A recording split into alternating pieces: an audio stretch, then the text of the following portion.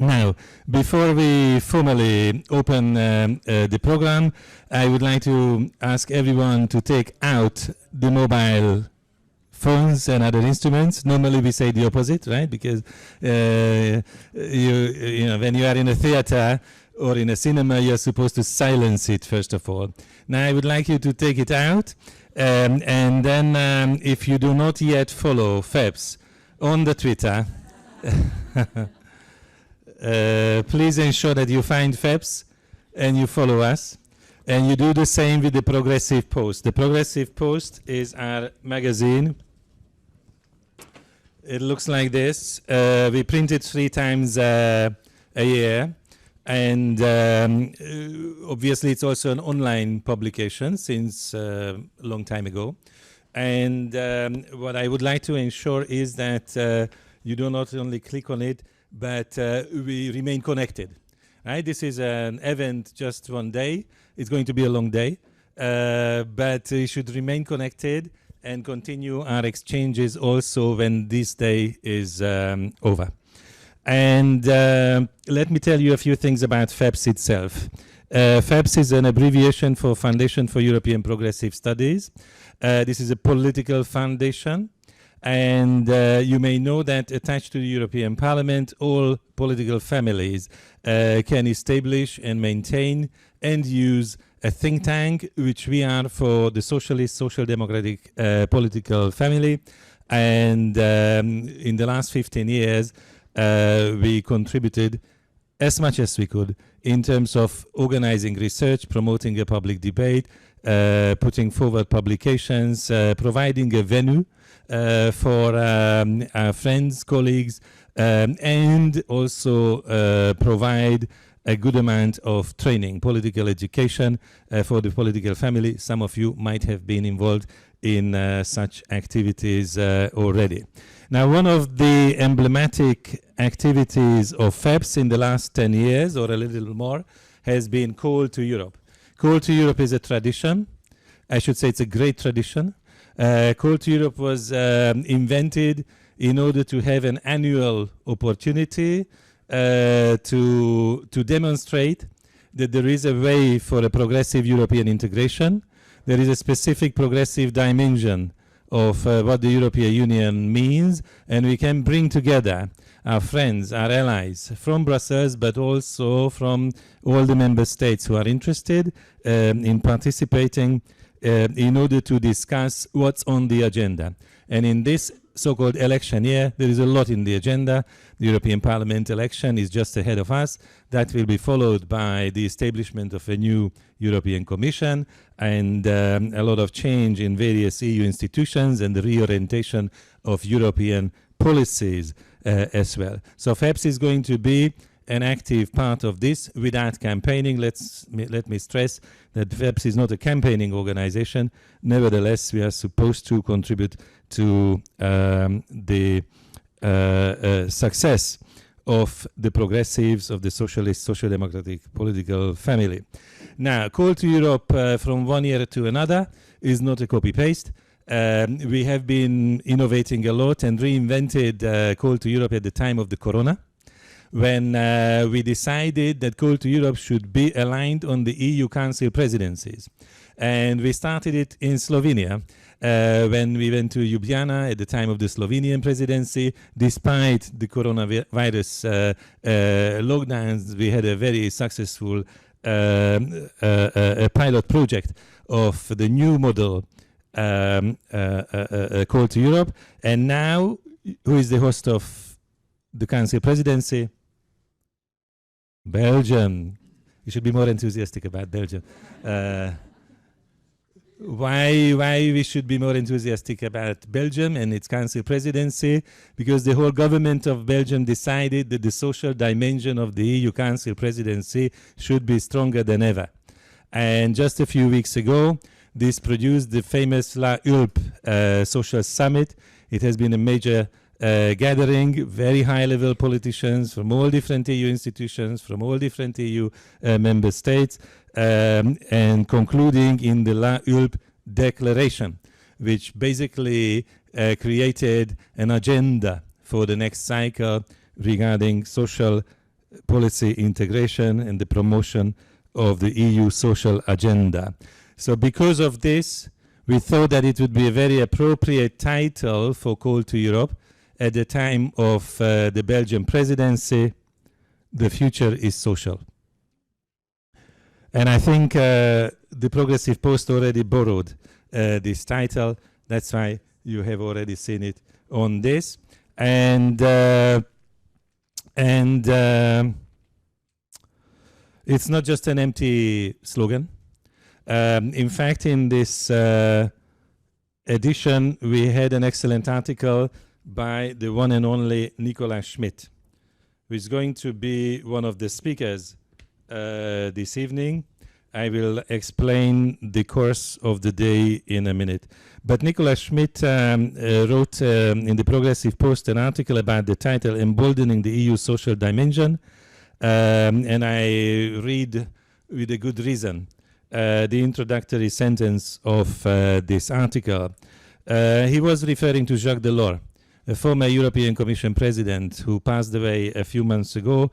And Schmidt says he was one of the main architects of our union, and he left us a strong legacy. There will be no well-functioning internal market, nor a robust monetary union without solidarity and without economic and social cohesion. I think many of you might have guessed why I was focusing on this introductory sentence, but if you couldn't guess, there will be a solution provided in a few minutes. This Call to Europe is also special because it has been organized through a remarkable partnership. Parts of the partnership are Eyes on Europe, which is a student organization from UAB. We are absolutely grateful to Eyes on Europe to partner up with FEPS, not the first time, but this unique opportunity has been indeed very important to join forces with the students, and we are obviously committed to develop this partnership with students in Brussels, but also students beyond Brussels, to develop progressive analysis, arguments, and agenda. How nice. Further participants of this alliance to deliver a Call to Europe today is a cluster of Brussels-based organizations of the great socialist and social democratic parties of Europe. For example, PSOE Brussels from Spain, the PD, the Democratic Party of Italy, also has a Brussels branch, SPD from Deutschland, PS from France, but also Vooruit from Belgium, and the party, the Socialist Party from Belgium, and last but not least, Brussels Labour, which means that despite Brexit, FEPS is not disconnecting from our friends in the United Kingdom, and indeed the Romanian Social Democratic Party should not be forgotten either, not least because in these months we also talk a lot about the eastern enlargements of the European Union, which started 20 years ago and was followed twice more with the accession of a number of countries in Central and Eastern Europe. So this lineup of the organizations agreed that we should start in this building. This is the FEPS headquarters. And as I said, the agenda will be structured in an innovative way, because following the opening plenary, there will be breakout sessions. And there will be altogether 4 breakout sessions. I think at the arrival point, you have been informed, or you chose your thematic workshop, and colleagues have prepared a lot. There will be really a diverse group of speakers, presenters in these breakout sessions, and once this part is over, we will come back again here, and we will discuss again in 2 plenary settings a number of aspects of social Europe, which is in a way the central theme of this event, but also a central theme of a book which we published, written by a German scientist, Björn Hacker. If you haven't yet picked up this book by Björn Hacker about social Europe, you either find hard copies here, or you can find a QR code. If you walk around in the office, you will find a number of QR codes. If you see a QR code, it's just a good idea to scan it, because there might be something interesting reading behind the code. Now, the interesting is that once we finish here, which is going to be around 6:30 or maybe 6:45, with all the plenaries, we will have to cross the street and then go to the Académie Royale, which is really just a 5 minutes walk. But the reason we have to go there, that the attendance is going to be higher than now. So maybe twice as large audience will come to listen to Nicola Schmidt, who is a commissioner for jobs and social rights. It was not always the title of the commissioners in this portfolio. That's why I had to stop for a moment. Employment and social affairs used to be in this title, with a variety of additional elements. Equal opportunity was once upon a time. Inclusion was once upon a time. Skills and labor mobility was also once upon a time. And then there was an intention just to reduce it to jobs. And then at the insistence of our political family, this was indeed lengthened, or I should say completed, by adding social rights in this time when everybody, at least among the stakeholders which are relevant here, indeed wanted to ensure that the so-called European Pillar of Social Rights remains a centerpiece, remains not only a piece of paper, but also an inspiration, also a cornerstone on which the social agenda of the European institutions can be built. And the name of the game is almost the same now. The La Hulpe Declaration, which I mentioned, also has been focusing on this to ensure that this transition from one commission to another would not lose on the roadside this very important achievement, the European Pillar of Social Rights, which was delivered in Gothenburg, very important informal summit of the leaders hosted by the now PES president, Stefan Löfven. Now, after talking so much and introducing the agenda of the day, I think you have a good understanding of what you expect, and you also know who the keynote speaker of the first plenary is going to be in just 1 minute of time. Until he arrives, pub quiz, right? I will serve you with some fun facts during the day. The first question is, in which city, in which European city, I'm helping you, in which European city did I meet first time Enrico Letta? Was it Lyon, Luxembourg, or Leipzig? So it's a city starting with an L.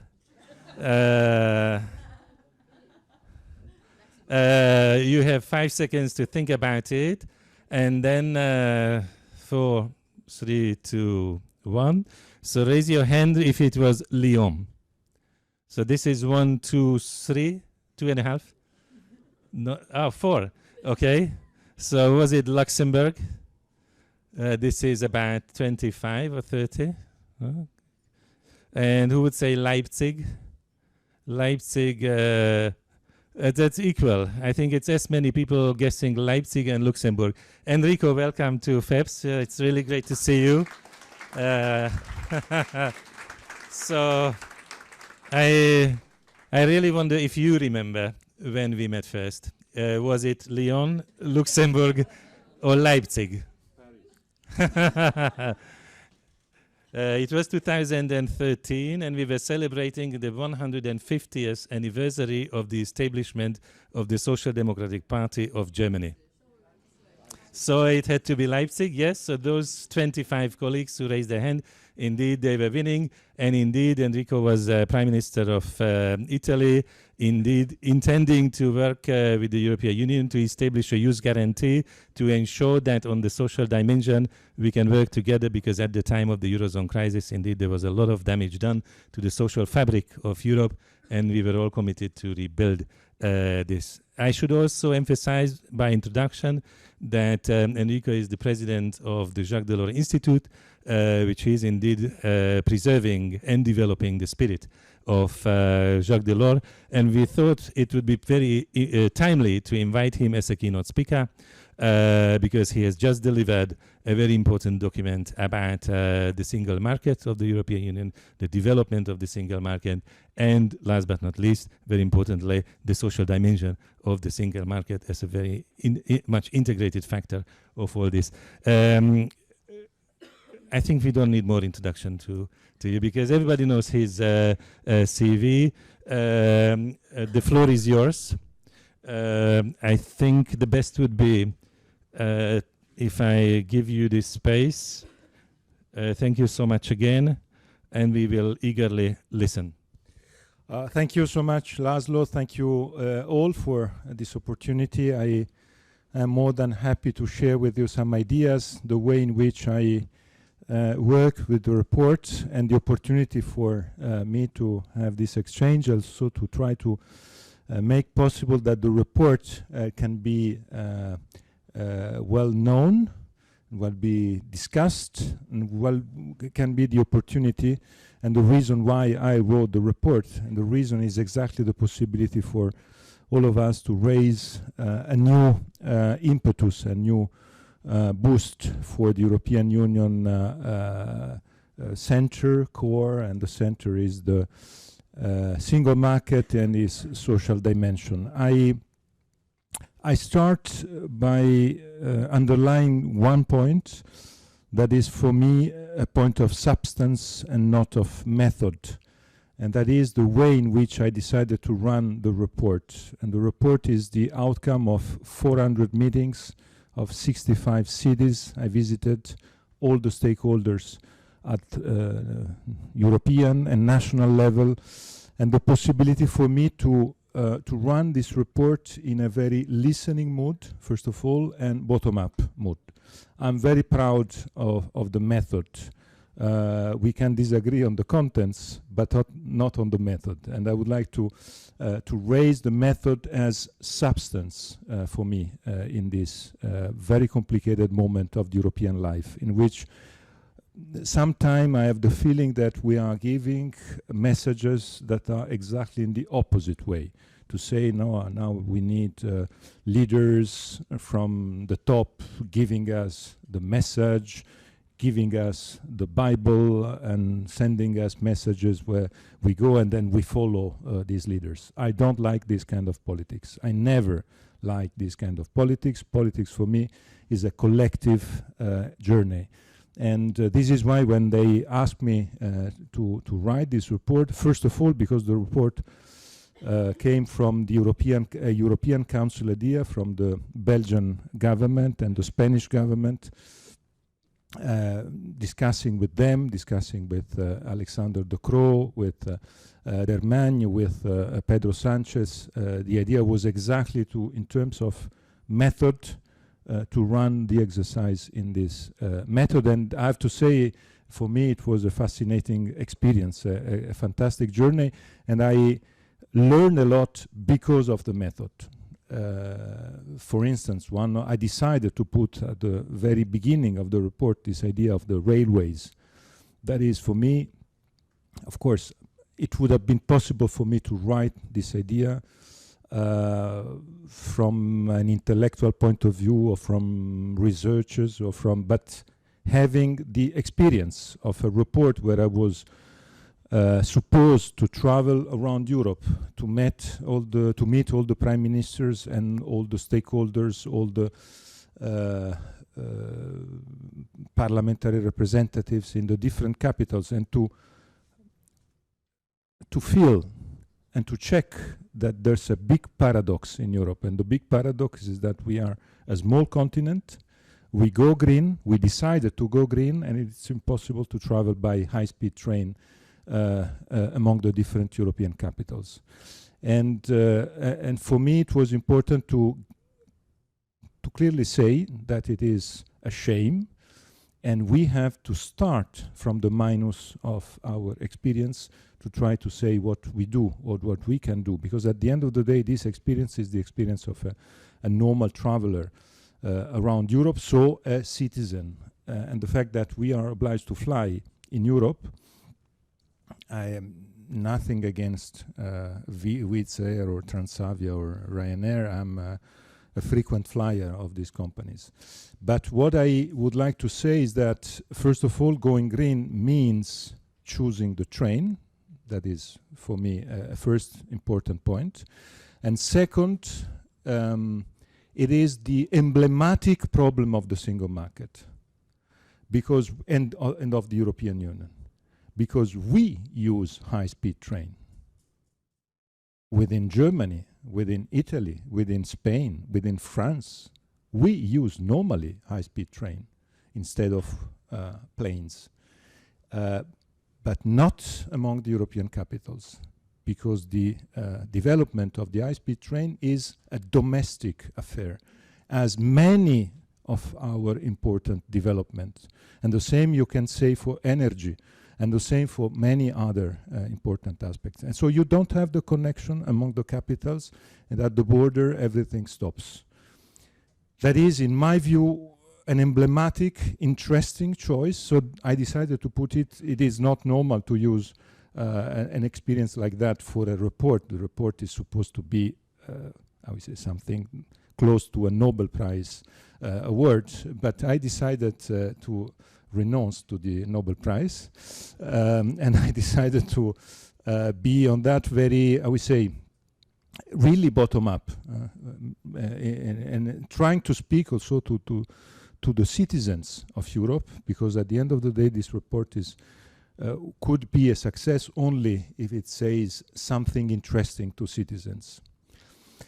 The other key point is the social dialogue, and I add this second consideration to the first one because it is also part of the experience. I decided to take seriously the Val d'Uchesse spirit, and the fact that during the journey of the report, Jacques Delors passed away, and his spirit, as László said just now, has to become more and more our inspiration, because Jacques Delors is the Europe that we know. Jacques Delors was the revolution, and was the revolution in a very gentle way, as it was the way in which Jacques Delors worked. Jacques Delors was the revolution of the European idea, working with all. I always remind to myself, first of all, that he built up the single market that we are celebrating today, and also the social part of the single market, negotiating night and day with Margaret Thatcher.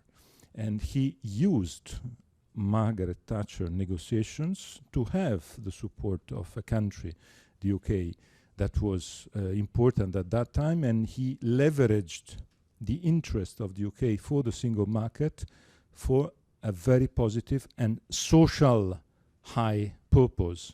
I think the lesson of Jacques Delors is also, in terms of method, a fantastic lesson. It is not by chance that some weeks after beginning his journey as president of the Commission, he decided to have the Val d'Uchesse summit. And you know very well, and we know all, that it was not the normal method of the European way of doing business before '85. And he did it, bringing his experience, and his experience as man of the trade unions. I decided to have, among all the meetings I had, 400 meetings, of course many meetings with ETUC here in Brussels, but I wanted to visit CFDT, in Paris, à la Villette, because CFDT was the trade union of Jacques Delors. And for me, this link, this strong link with a participative approach, a very democratic approach, and the role of the social dialogue is very important, was very important. I think the Val d'Uchaise II declaration is a good step, but it is not enough, if I may say. We have to work to make this perspective something more successful and important also during this electoral campaign and during this period. Third point, I decided to have a chapter in the report that is a chapter that I framed as a single market for all, a sustainable single market for all. And this chapter of the report is, of course, for me, is the most important, maybe, is a very important part of the report. There are other important parts of the report. I will say a few words on that, or in the discussion I will try to touch some of them. But why single market for all? Because 30 years after we celebrated last year the 30th anniversary of the single market, and they asked me to write this report as they asked Mario Monti to write a similar report 14 years ago.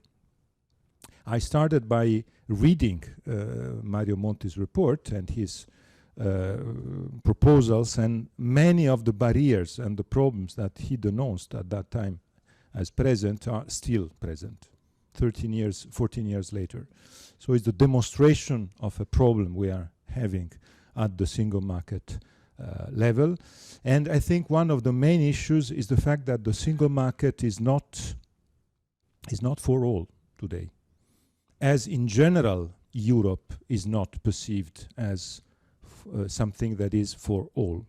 And I worked on two dimensions that are for me crucial, and László are for me crucial also for this electoral campaign. I had the possibility to discuss with Nika on these topics. I would like to relaunch it here, because in my view, we are able to be not business as usual in a European electoral campaign. It's not easy to run an European electoral campaign. It's not easy because we know very well that all the public opinion, the media systems are focused on the European electoral campaign as a mid-term review of the national dimensions. In all the different countries, the dimension that is the most important one is the mid-term approach to the national dimension, not to the European one. But running an electoral campaign in Europe means also starting thinking to have the big picture of where we are, where we were, and where we want to go. And on the single market for all, I think we are touching the key point. Two subjects on that, and I end up here to open the discussion. Two subjects are the people and the economy. The people. The single market, until now, there are many polls showing that it's a very well accepted and beloved tool, but not in a, I would say, 100% of our people. It's a part of our people. Probably we are all part of this part, beloving the single market. And those who are in love with the single market, you know very well that Jacques Delors always was, I would say, joking on this expression, saying that it's impossible to fall in love with a single market. But in reality, I disagreed with him on this topic, and we discussed many times, because my generation, the generation that was at school, at the university in the years of the fall of the Berlin Wall, the single market was exactly in that period. And the four freedoms were passion, dreams, emotions. Even if the single market is a very technical framework, but the idea of the four freedoms in the period in which the Berlin Wall was out, it was really a question of passion. And in reality, the single market today is beloved by those who are cosmopolitan, who want to move, who speak many languages, with the idea to work in another country without any problem, in love with the mobility that the single market allows. We have to talk with the rest of the European spectrum, political spectrum. Otherwise, the rest will be attracted by the abstention or will be attracted by those who are against Europe. And I think it is the most important, probably, part of our political work today, how to be able to talk with those who are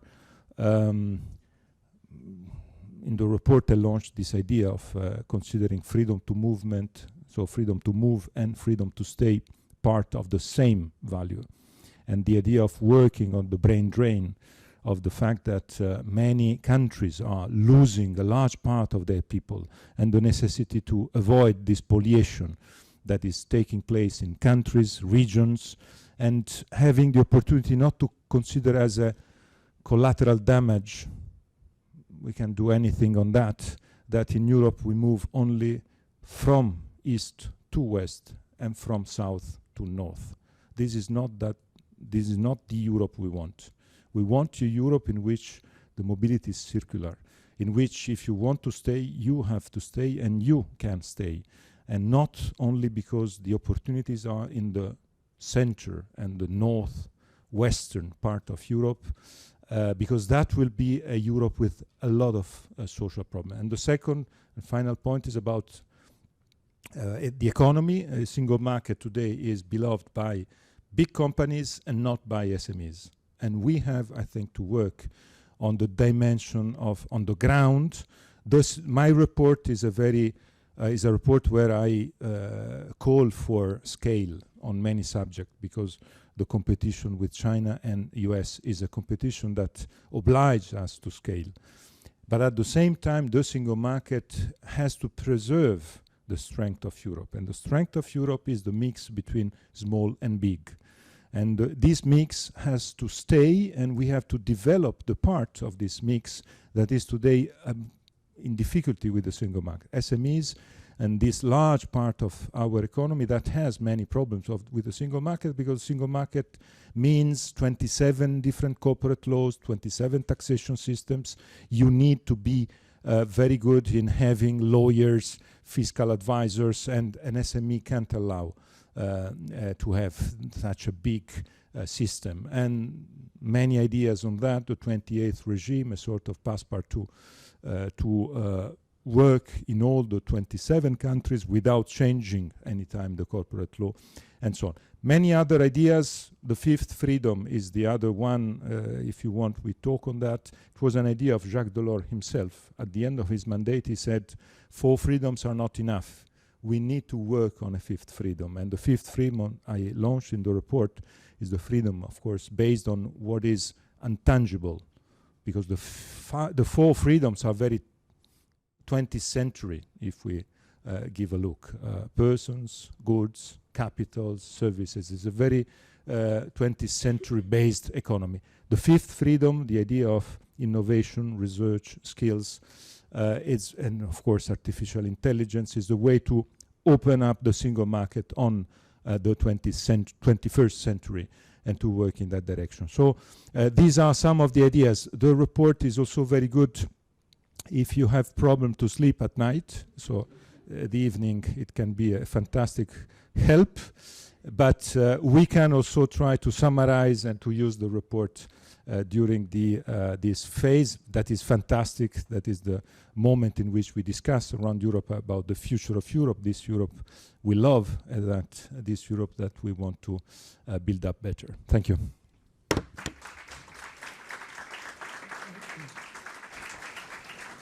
Thank you very much, Enrico, for this vision. I think this is a vision of a much better balanced single market, and this better balance obviously is the starting point of greater solidarity in the European Union.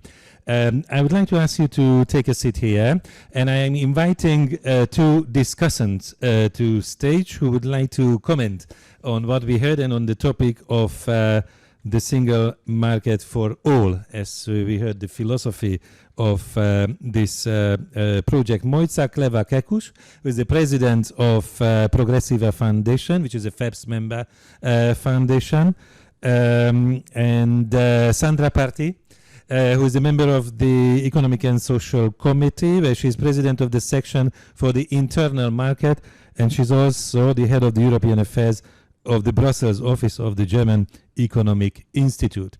Would you like to use that microphone and indeed comment on what we just heard, or what you would like to say about the single market with a social dimension?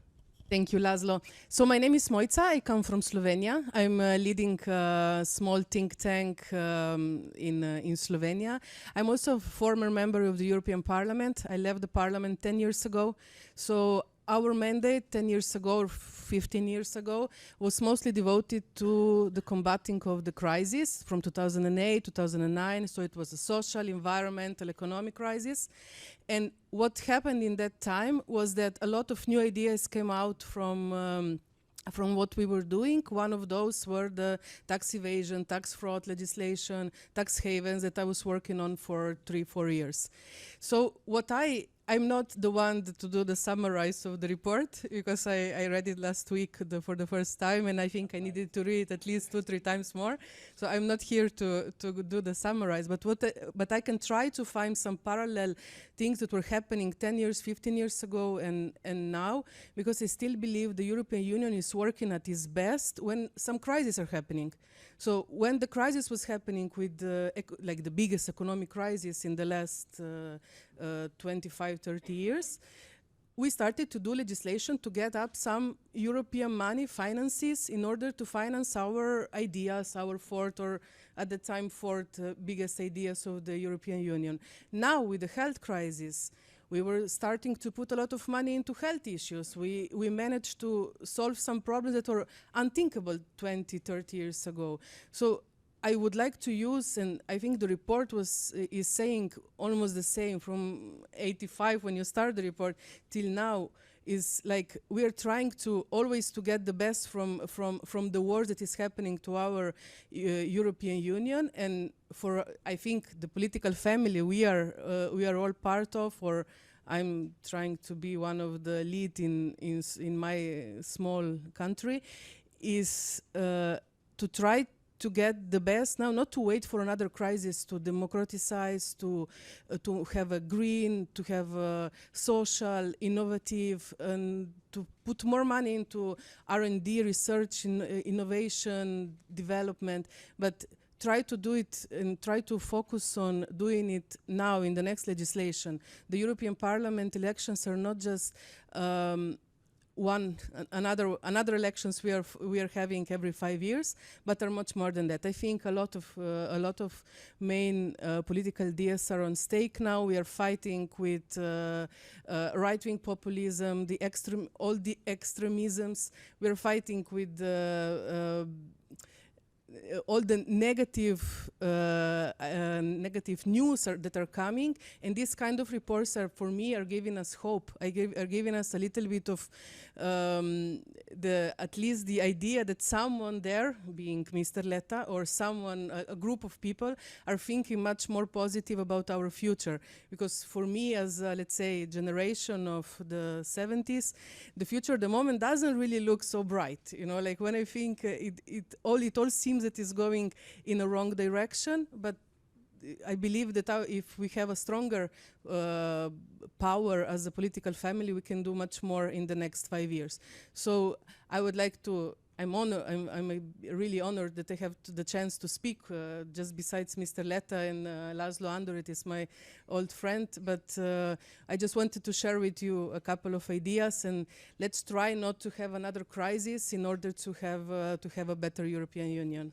Thank you. Thank you so much. Sandra, the floor is yours. Yes, thank you very much. It's a full room here. It's very, very good to see that there's so much interest in this. My name is Sandra. Yes, as you might see from the slide there, the EESC and INT, for those that are not fully into all the jargon, it's the European Economic and Social Committee, and I get to chair the section for the internal market in that committee, which unites employers, employees, and civil society representatives. And Enrico also came to the EESC and had exchanges with us a couple of times, so very grateful for that too, to have had the opportunity to also contribute to the method that you described, which I think it's really a good one to really have this inclusive bottom-up approach where everyone actually has a possibility to contribute the good ideas that we do have here and make themselves heard, as opposed to some kind of behind closed doors approach where in the end some magic must have happened and some product emerges. So very much supportive of this approach, and I think it's really doing something that we have less and less of, unfortunately. It's like having a civic space again that is a real life space. It's not an online forum, it's not an online virtual place where nobody really sees the other person, but where you really have an exchange, where you can really discuss with other people and understand better where they are coming from than you could when you hide behind some kind of made-up name online.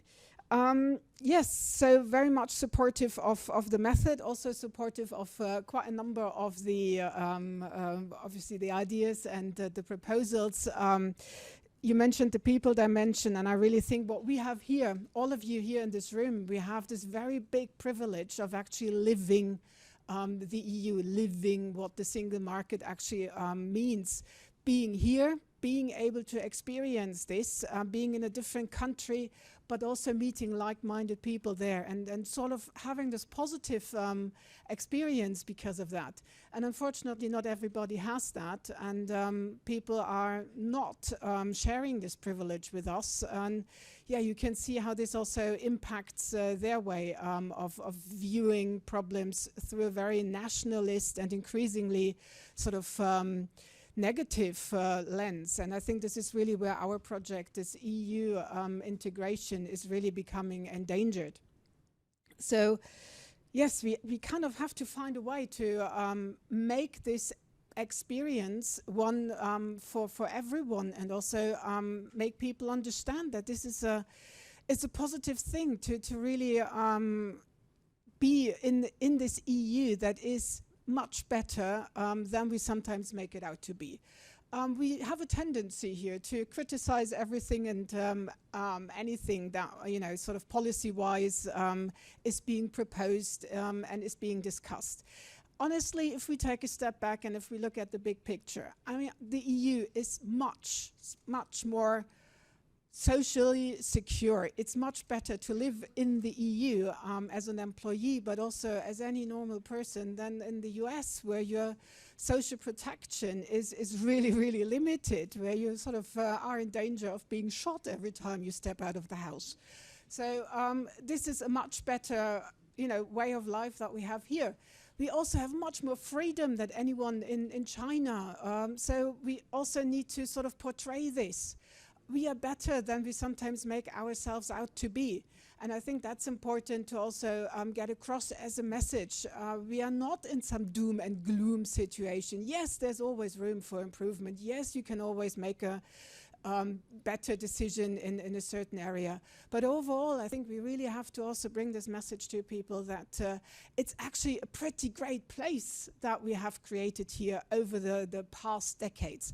I was born in the eastern part of Berlin and sort of experienced still this wall and this way of life where you kind of think you're not ever going to see big parts of the world. So all of this has changed. This has really become much improved, and so many people have so many more opportunities today than they have before. And I think this is something that we really have to also include in the campaigning that we do today, and don't leave the field to people who keep telling us that their national thing and view is the only way forward, and that we have to close borders again and we don't let anybody in and focus on ourselves. You mentioned also the bit that has an economy dimension in the single market, and I think that's also very important. I mean, basically our welfare depends on our economy. We have to have strong economies, and the SMEs are the key actors in that field. And I think what is really important now from an economic point of view is that we actually implement all the good legislation that came about in this term. It's no use to add more to the already existing amount of legislation. You actually have to make sure that the ones that we have are implemented, are being enforced, are being used, and actually can do what they are supposed to do. Adding more at the moment, I don't believe is actually going to make anything better. We really have to ensure that what we have is actually implemented. And last but not least, I think the fifth freedom, yes, and you could also add other freedoms. I think what it really just shows is that the EU is not a finished product. It's not something that you get off the shelf now, take it or leave it. It's really something that is a living entity, that is something that changes. And we all have the chance to contribute in a positive way, making it better, adapting it to our current needs, and adding other freedoms, adding more possibilities. I think this is really something where we now, as we are here in this room, we can all contribute to make this happen. Thank you. Thank you so much.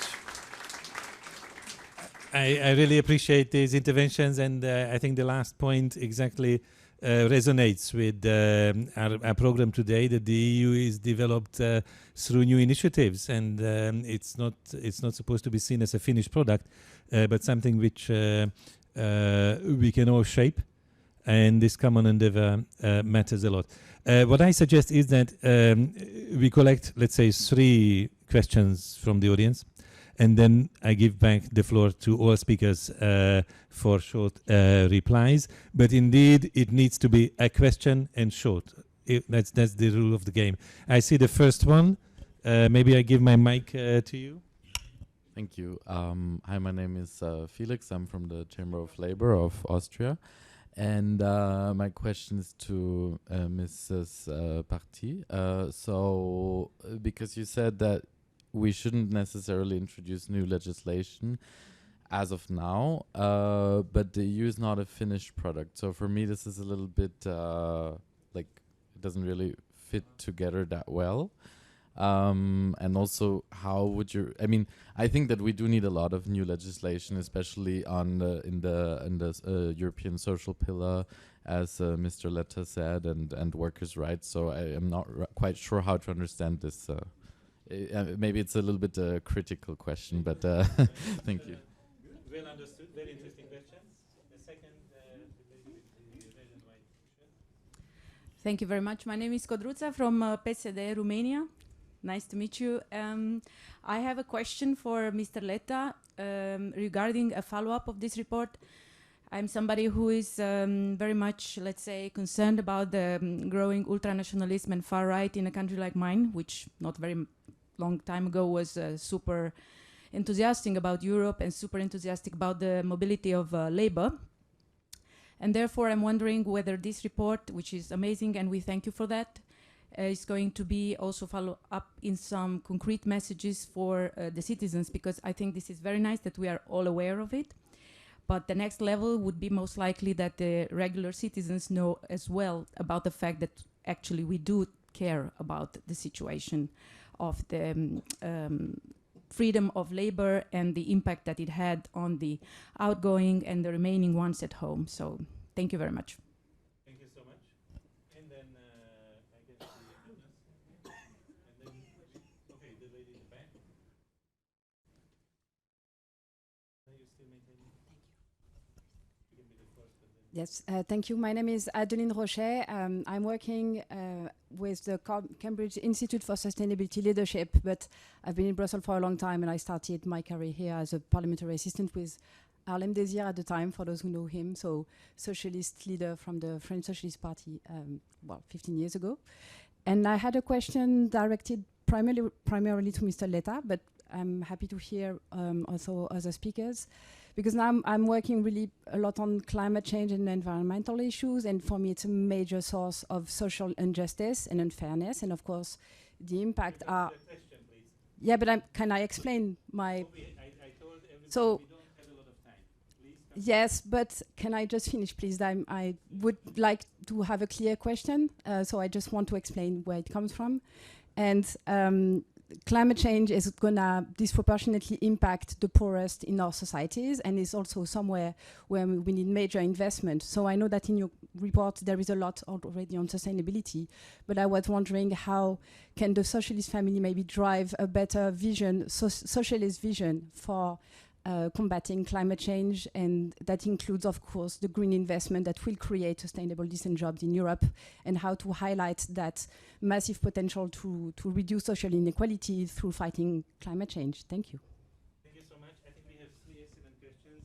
If you could, each of you, with 1 minute and a half, respond to...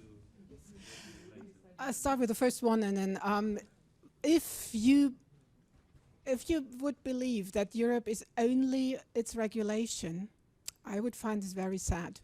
So for me, shaping Europe means more than just coming up with new regulation. It means more than just coming up with directives and rules.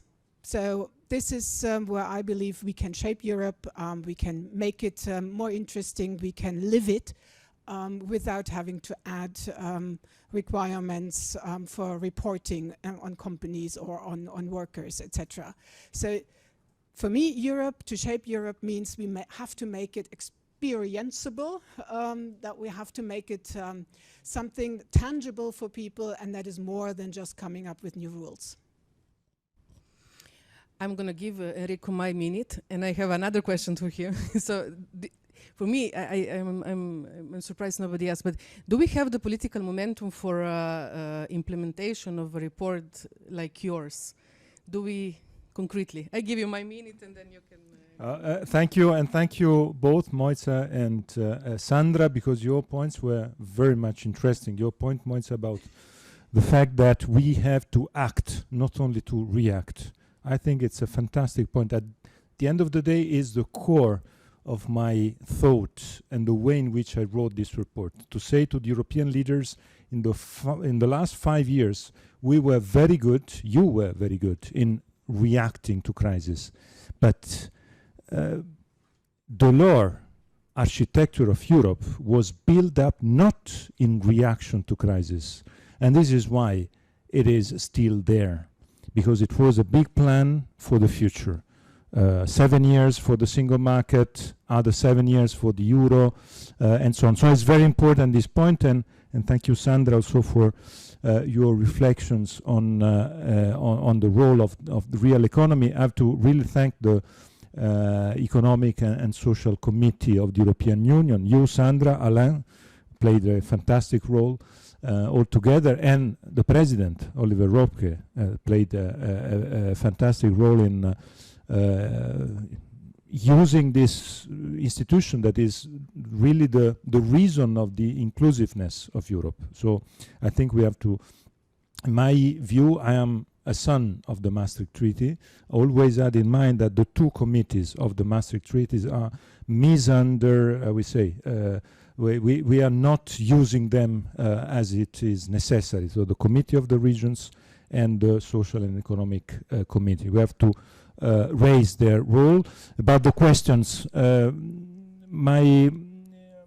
think, László, there's room for FEPS on the second question, and on Mojca's question. There's room for FEPS, and I think FEPS has the possibilities, the reputation, the competences to help also the way for this report to become ideas and able to land in the public sphere, in our public debate. I think there's a momentum today. There's a momentum for many reasons. They asked also Draghi to have a report on competitiveness. They are, we had on some of the issues some important steps. This legislature is the legislature of the achievement of some of the big ideas that László, when László was commissioner, launched 10 years ago. And today, finally, we had the Porto social agenda, we had the SURE plan, Schmidt, Gentiloni, great achievements. We have to continue in that direction, and I think there's momentum, because the feeling of the point of Mojca, we have to act, not only to react, is a feeling that is shared around Europe. And I think we have to be there with our ideas. And on the point on climate change, the core of my report in terms of ideas for the future is how to be able for the triple transition, the just, green and digital transition, to lend in real life of the people for the next decades. And how to lend means that we had the regulation in the last 5 years. It was a success. The Green Deal was the right direction. But now we have to be aware that these regulations, they can be without the concrete implementation if we are not able to solve the problem on how to finance the triple transition. And so my report has a big mission, and the big mission is to show that this funding is possible. And this funding is possible, find an agreement among countries that are today are not on the same line. You have countries with the idea that we have to find only public money, and countries that have the idea that we have to find only private money to do so. I presented to the leaders 10 days ago a toolbox with a set of tools telling them, if you are ambitious, you said it will cost 500 billion euros, you said it will cost 620 billion euros, you said it will cost 1 trillion euro per year, it will cost a lot.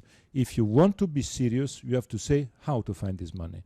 Because if you don't find this money, we give our people the idea that it is not serious, and we give the idea that the social backlash is there. Because people will start thinking that I am the one who has to pay. I think the farmers, for them, for some of them, that was the discourse. And the same it will be for the workers on the automotive industry.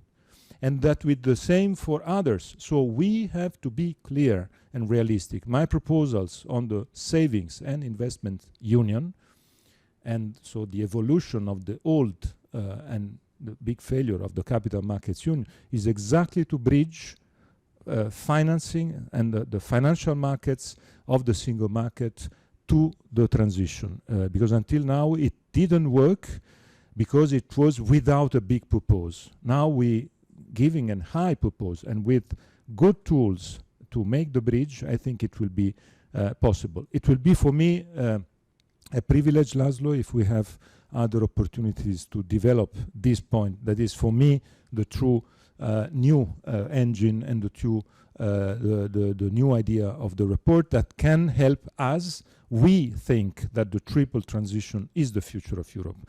The digital, green, and just transition. We think that is our aim, is a way also for me to have a big renewal in our countries of the progressive ideas that are suffering everywhere. And so I'm here also to tell you that I will be more than happy if these ideas can become something useful for the future of progressive ideas. Thank you. Thank you so much. I would like to thank Enrico, Mojca, and Sandra for this discussion on the single market and its social dimension. Also on behalf of our president, who will join the conference later, I thank you for this contribution. And indeed, as you said, we would be very happy to welcome you back in later discussions to continue, because indeed this year is going to be full of discussions on the progressive policies for the new cycle. We move on for the breakout sessions, and let me just say that we break up into 4 groups.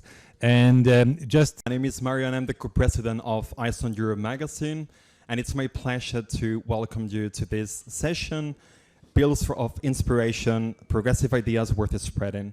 We're gathering all here today in a moment of collective inspiration, in a moment of collective reflection, to discuss how ideas and how values influence and shape the policymaking process within the European Union.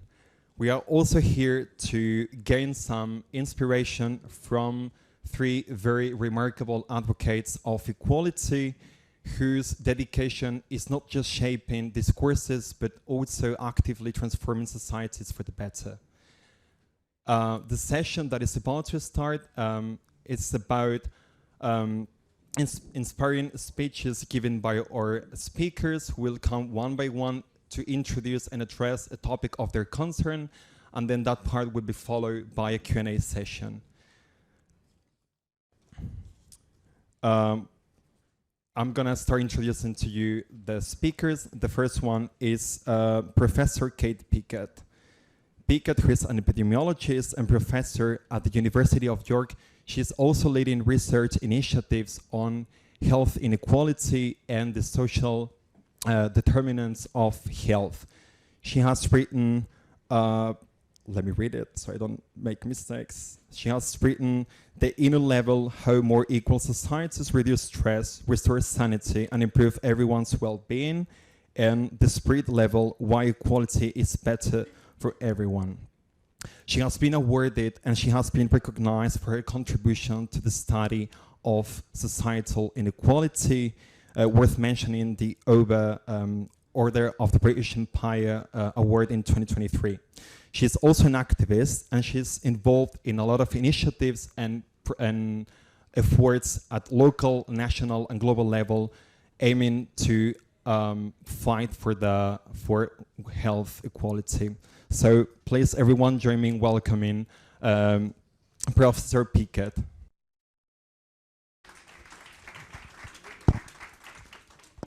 Thank you, Mario, and thank you for inviting me. Post-Brexit, it always feels like a real honour and a privilege to be invited back to Europe. And I apologise on behalf of my country. So as Mario said, I'm an epidemiologist. Before the pandemic, people often didn't know what that was. So I'd say, I'm an epidemiologist, and they'd say, oh, skin, you're a skin doctor. But I think more people now understand that it's not about the dermis. It's actually about the health of populations.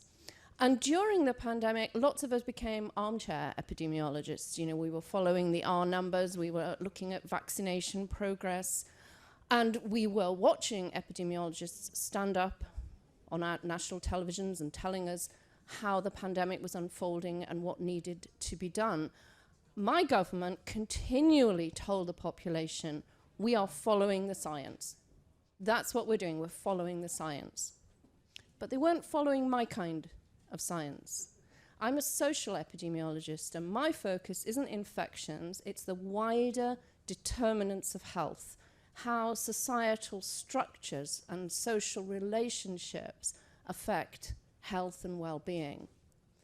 And if our governments had been following the social epidemiology in the years preceding the pandemic, we would have lost far fewer people, and there would have been not such wide inequalities in who was exposed, who got sick, and who ultimately died.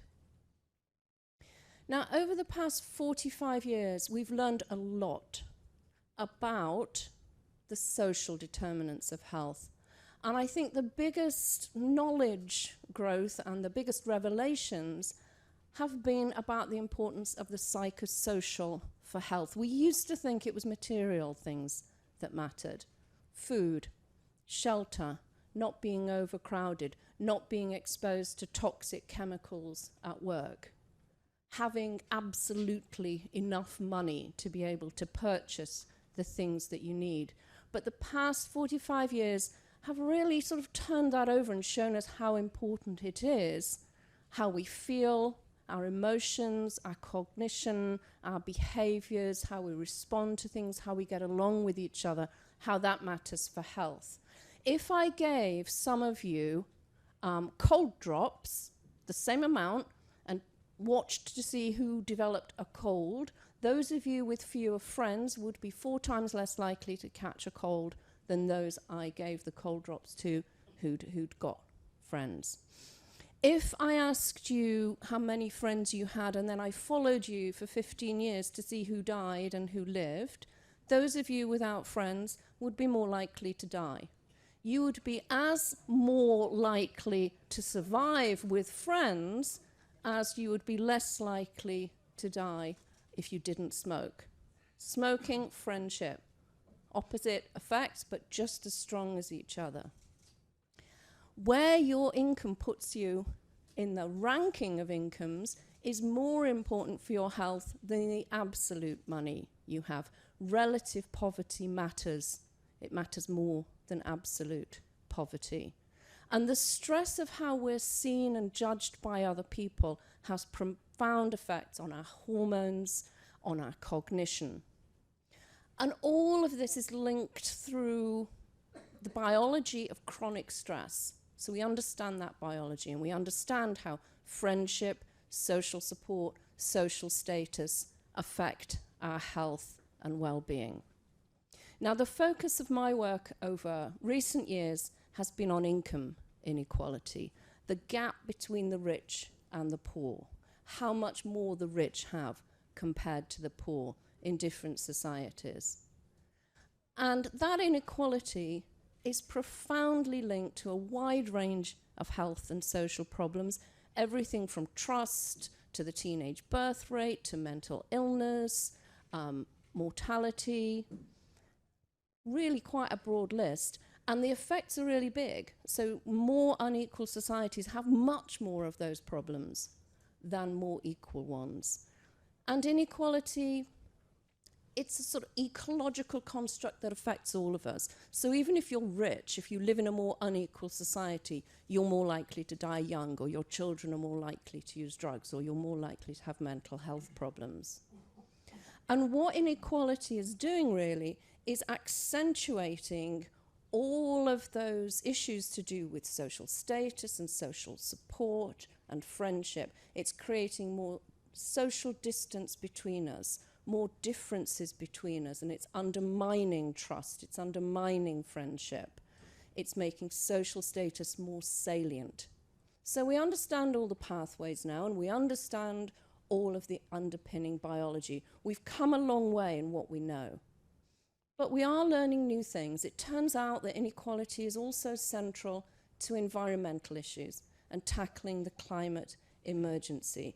More unequal societies have more air pollution, less biodiversity, people recycle less, the rich emit more CO2, they're making slower progress towards the Sustainable Development Goals, and more unequal societies are more likely to not comply with international agreements, not donate in foreign aid, and to be more aggressive both internally and externally.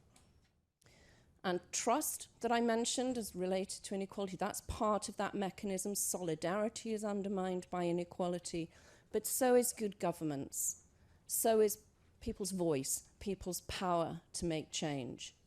And inequality drives status consumption and consumerism because status matters more in unequal societies, and that's inimical to us coping with climate change. So if we want a well-being economy, if we want quality of life for everybody, I give you a silver bullet. We don't come across them very often, but tackling inequality would have health, social, and environmental benefits, and it would massively reduce the cost to society of coping with poor health, of addressing all of the social problems created by inequality. Tackling inequality could unlock transformative change for populations. Now, how do we do it?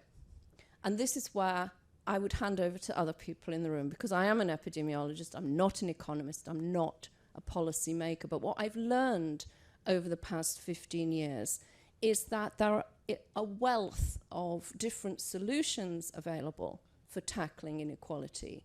Governments at all levels, whether they are national, international, local, can do things to tackle wealth and income inequality. They can tackle it at source by trying to reduce income differences through extending economic democracy, or they can tackle it through redistribution. Governments of every level can hardly move without actually affecting equality or inequality, and so there's plenty of policy options for them to bring to bear. And we need action at all of those different levels. Some things need to be tackled at international level through agreements in bodies like the EU or the United Nations. Some things need to happen at the national level. Some things need to happen more locally and within communities. But actually there's an individual role for all of us as well. We can discuss the impact of inequality, we can inform ourselves about it, we can tackle it within the institutions in which we work, we can spread the word. So, I think my time's about up. Tackle inequality, unlock well-being. It really would benefit all of us, and it's a way of tackling the major global issues that are holding us back and constraining our well-being. I'll stop there. Thanks.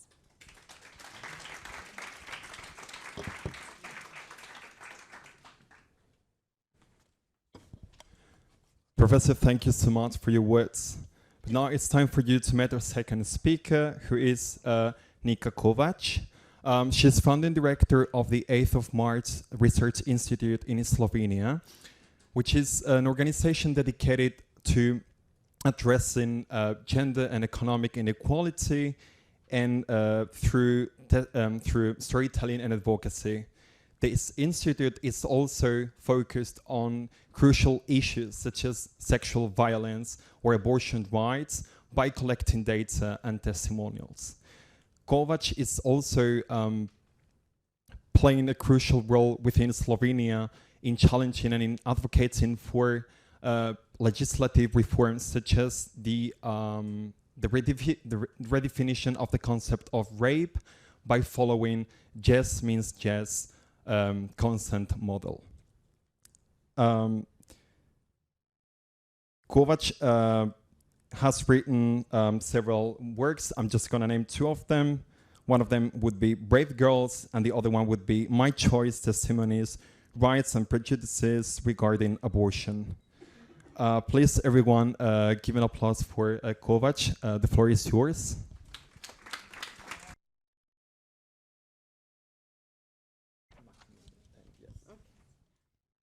Hi to all of you, just to switch on the stopwatch. Okay. One of my best friends, her name is Sara Duria, she always says that in the times of the biggest darkness, in the times of the biggest hopelessness, there is option for the most magical things to happen. And that we just need to somehow find this hope and create communities around issues that are connecting us. And this is the story which I want to tell you today. 2 years ago, I was living in New York, and Sarah was just visiting me. And in one moment, a news came out that American Constitutional Court decided to forbid abortion. That they decided to basically do the biggest change ever, and that they will take something that so many people took for granted, that all of us actually took for granted. I was there in US, and I was noticing my friends and colleagues who were in total disbelief, who didn't know what to do, who didn't know how to organize themselves. And I still remember how me and Sarah were sitting in a coffee shop and talking like what we can do now. Like what we can do that kind of thing doesn't happen in Europe, what we can do now to protect abortion and to protect reproductive rights where we live. And Sarah came to an idea to use European Citizen Initiative to protect abortion. A couple of days later, she also called me, and I know her really well. So whenever she's up to something, she has this like a little higher voice. And she said, Nika, I also did something else. Like in Slovenia, you have the abortion written in the constitution, and we just started a petition to put the abortion in the constitution of France. Now it is momentum. Now everything is hopeless. Let's create some hope. So on one way, she started to collect signatures for abortion in French constitution, and I started to think with my team, with my Slovenian team, about the question how to protect abortion on European level. And we started to speak with people in Brussels, and sorry if anyone is here, and we started to speak with lawyers, and we came with them with this idea that like we would like to do something with abortion in Europe. And every single person said to us that it's not possible, that it's not in the competencies of the European Union, that so many people tried it, that this will never succeed, that European initiative, like with that kind of angle, will never go through. But we are stubborn. And whenever someone says you cannot do something, we become really angry and we try to prove them wrong. And we did it again. We organized a group of lawyers, like mostly young lawyers who are not really well known in public from different countries in Europe. And we started to prepare the suggestion for the European initiative. We came to the idea that the Europe needs to establish a fund, a mechanism which will enable women to travel to countries where abortion is legal and allowed to do it there for free. We prepared the proposal, and while we were writing the proposal, I was a lot on telephone with Sarah, who was fighting for constitutional right in France. And just around the day that abortion was written in the constitution in France, we got a call from European Commission, and they said that our European initiative is accepted. We are now collecting signatures for almost a week, and in 7 days, we got almost 100,000 signatures. We brought together a group of amazing women, stubborn women, women with whom it's really sometimes hard to work, but also lovely to work, who are coming from Poland, from France, who are coming from Italy, who are coming from Ireland, who are coming from Finland, from Slovenia, from Croatia. We almost have one person in every single country in Europe. And we have one goal. And this goal is to collect those signatures, and this goal is to prove that it's possible. But like why I decided to speak about this story is because there is much more in the story. I think that like the story of the European initiative is also a story how we need to change how we see civil society and how we see politics. Because one of the things that annoy me the most is when people say to me like, you are a civil society, you cannot take photos with politicians, or you are a civil society, you shouldn't like be seen with politicians. And we say we don't believe in this shit, because a change can happen only if we work together. So the European initiative is not just about protecting women's rights, protecting reproductive rights, but it is also about a collaboration between institutions and the people.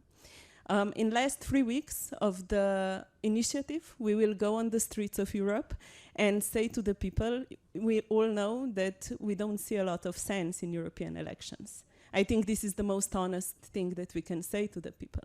But on these European elections, you will also vote for abortion.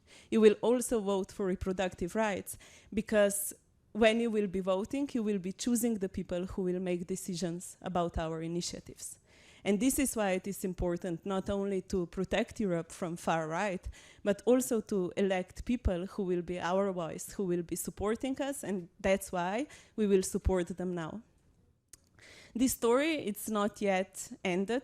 There are days when I don't see a lot of inspiration in it, because we are doing a really hard work of signing and like being on the street.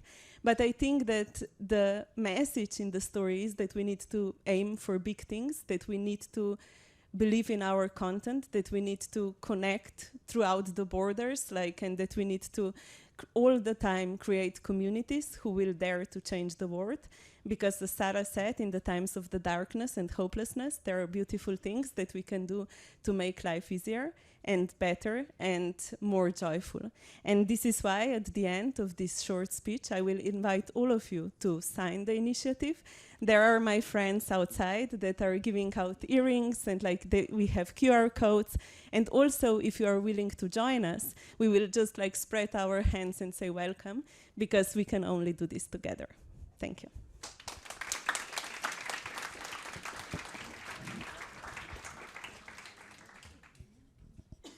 you want to introduce me? Sorry.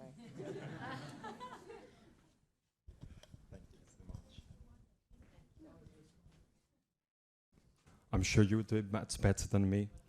Okay, thank you so much, Nika, Kovač. Well, last but not least, let me introduce you to our final speaker, who is Emeritus Professor at Boston University, Vivien Schmidt. She's also visiting scholar in universities such as Cambridge, Oxford, Harvard as well. She has served as head of the European Union Studies Association in the United States, and her extensive academic career has been focused on topics such as European political economy, democracy, populism, and the power of ideas in political analysis. Her publication record includes over a dozen books and 300 scientific articles and chapters. Worth mentioning of hers is Europe's Crisis of Legitimacy, Governing by Rules and Ruling by Numbers in the Eurozone, and which has been, by the way, awarded worldwide with some of the highest recognitions. And the last one that I'm going to mention, which is quite interesting, is Democracy in Europe, which has been named by the European Parliament as 100 books on Europe to remember. Now, please, everyone, welcome Vivien Schmidt. Floor is yours. Thank you. So lovely to be here. It's hard to follow the other two because they had such uplifting stories, and I'm going to try to depress you. Sorry about that. I'm going to be talking about economic governance and the fiscal reforms, or rather the reform, or lack of reform, rather, of the fiscal rules of the Eurozone. I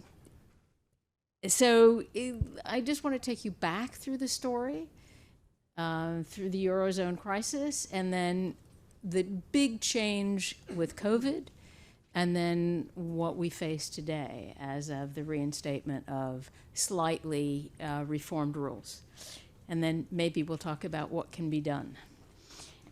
So remember the policies in 2010 in the shadow of the Eurozone crisis? The governing by the rules and ruling by the numbers of the Eurozone. That's the subtitle of my Europe's Crisis of Legitimacy book. And that made more, those rules of the European semester were made more restrictive through sanctions and oversight. There was ordo-liberal, belt-tightening austerity for all member states, which meant reducing expenditures, in particular on social policy, cutting public services, cutting infrastructure investment, if there was going to be any, plus neoliberal structural reforms for countries exceeding deficit and debt limits in the in the Eurozone. And that was, these structural reforms were reducing labor market rigidities, read crush the unions, and it was rationalizing the welfare state, read cut social expenditures, public assistance, public services, etc. Not to mention the fate of social policies in the so-called program countries, slashing public sector salaries by a minimum of 30%, but often more. That would be Greece, Ireland, reducing social assistance, privatizing water. That was Ireland. And this resulted in a loss of legitimacy. In terms of social and economic performance, poverty, inequality went up, growth slowed and reversed. Legitimacy in terms of the procedures, there was little accountability, minimal transparency, no inclusiveness or openness in terms of bringing in the people or asking them what they wanted. Plus, these policies seemed oppressive and biased and incompetent, both to Southern Europeans who felt oppressed by them and Northern Europeans who said, you know, you're not doing enough here. And then on top of that, in terms of the loss of legitimacy, it's a loss of trust in EU institutions, in governing authorities, actually not just at the European level, but at the national level.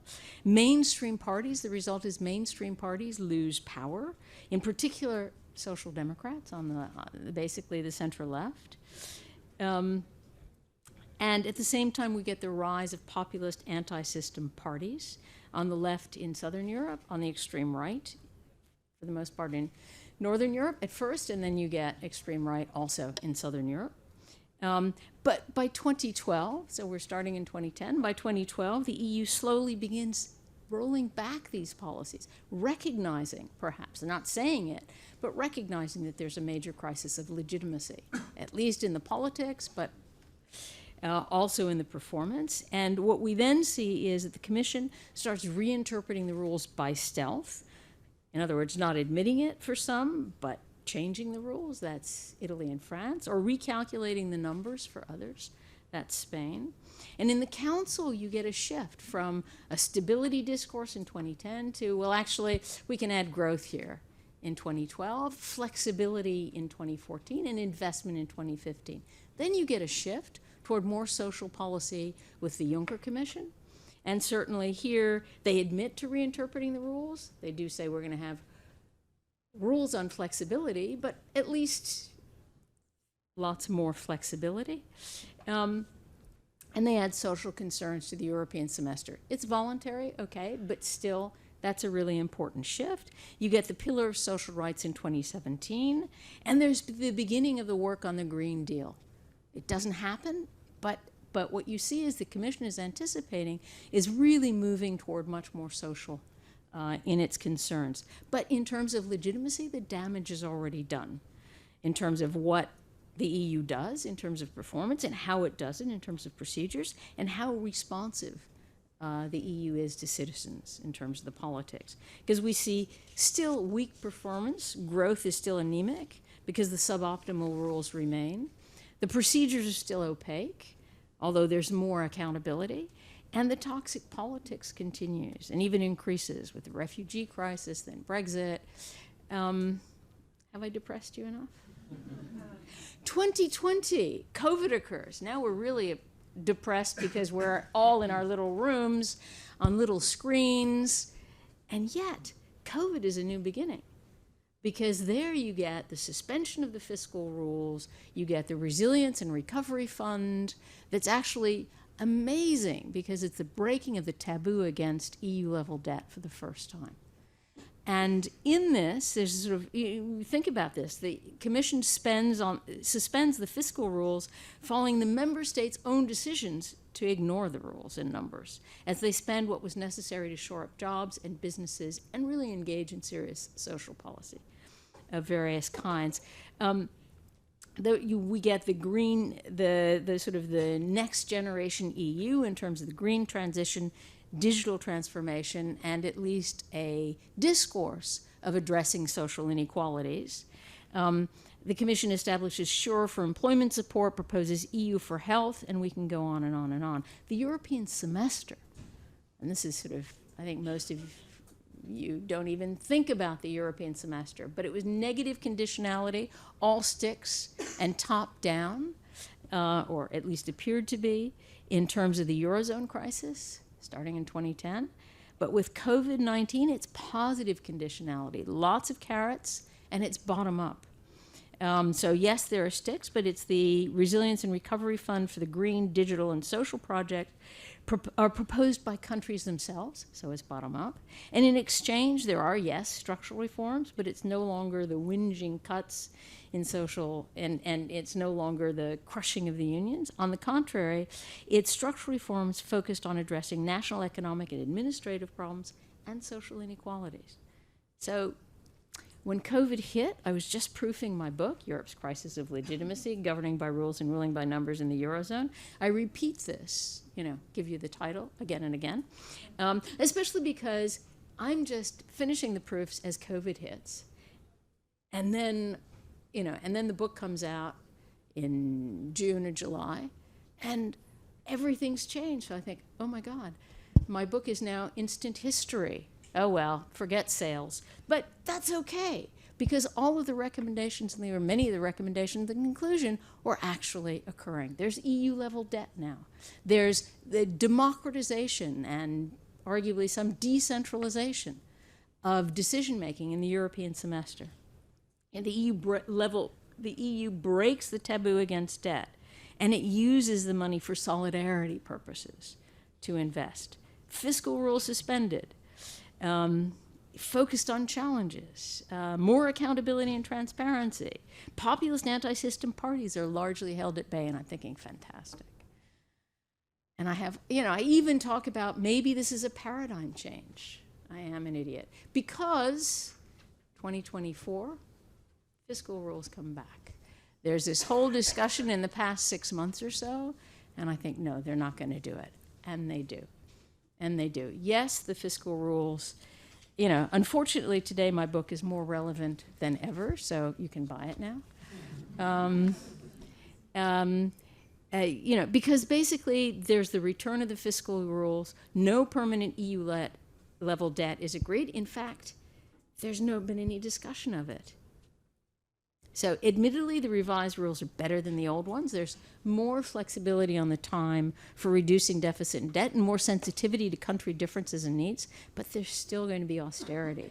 And the problem is Belgium, because we're in Belgium, France, Italy, I think it's 14 member states that representing 70% of the GDP of the EU will be pushed to reduce their deficits by 0.5% of GDP or more. This was a green intervention prediction in 2023. I think it's going to be worse in terms of these rules. And what does this mean for social Europe? And that's why I've been giving you these figures. It's worse. It's going to be very bad for countries with high deficits and debts that will need to cut social expenditures on health and welfare, and they won't invest in the needed infrastructure or in the green transition. Indeed, what we're seeing is everyone is cutting back. And this is not just in the high deficit and debt countries, but more generally speaking, it's across Europe. So the kinds of things that we saw in the Eurozone crisis could essentially come back. So, okay, sort of one last thing. Some of you might be thinking, okay, but what about the debt burden? Especially if you come from frugal countries, you worry about these things. But, basically, we all need to give up the obsession with debt. The EU needs growth. And how do you get growth? Invest in the green transition. Invest in education, training, social welfare, health. We just heard it from Kate about the issues of inequality.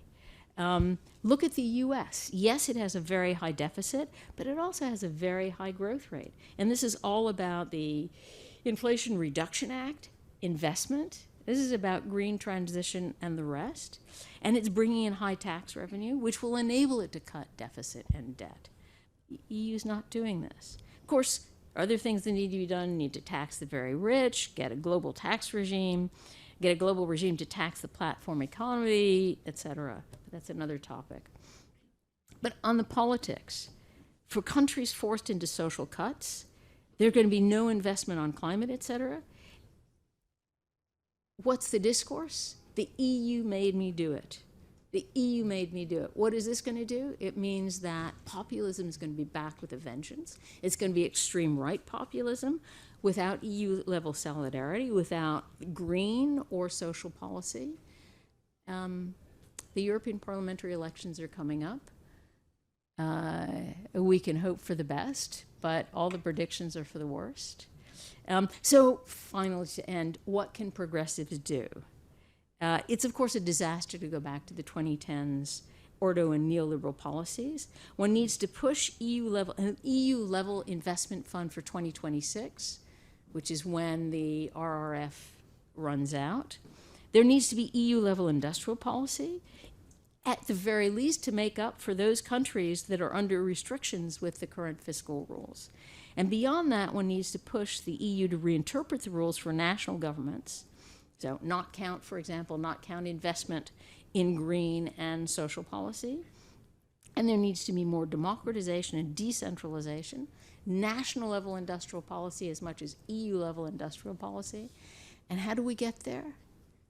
I leave it to you. Thank you.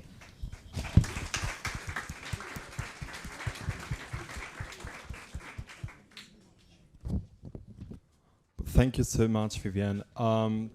We're running out of time, so this is the beginning of the Q&A session. I'm going to collect 2 questions maximum, And then how it goes, we're going to collect both questions, and then the speakers will have 2 minutes maximum to reply to both questions in the same answer. So I invite you to raise your hand and participate in the Q&A session, please.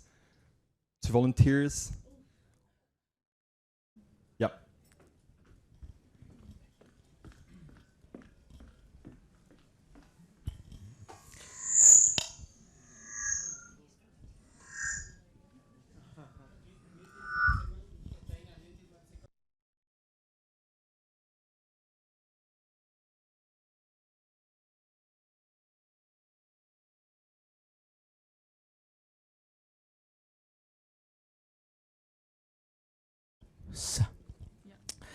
Good afternoon, Giovanni Casale from ETUC, European Trade Union Confederation. Thank you for, can you hear me? No?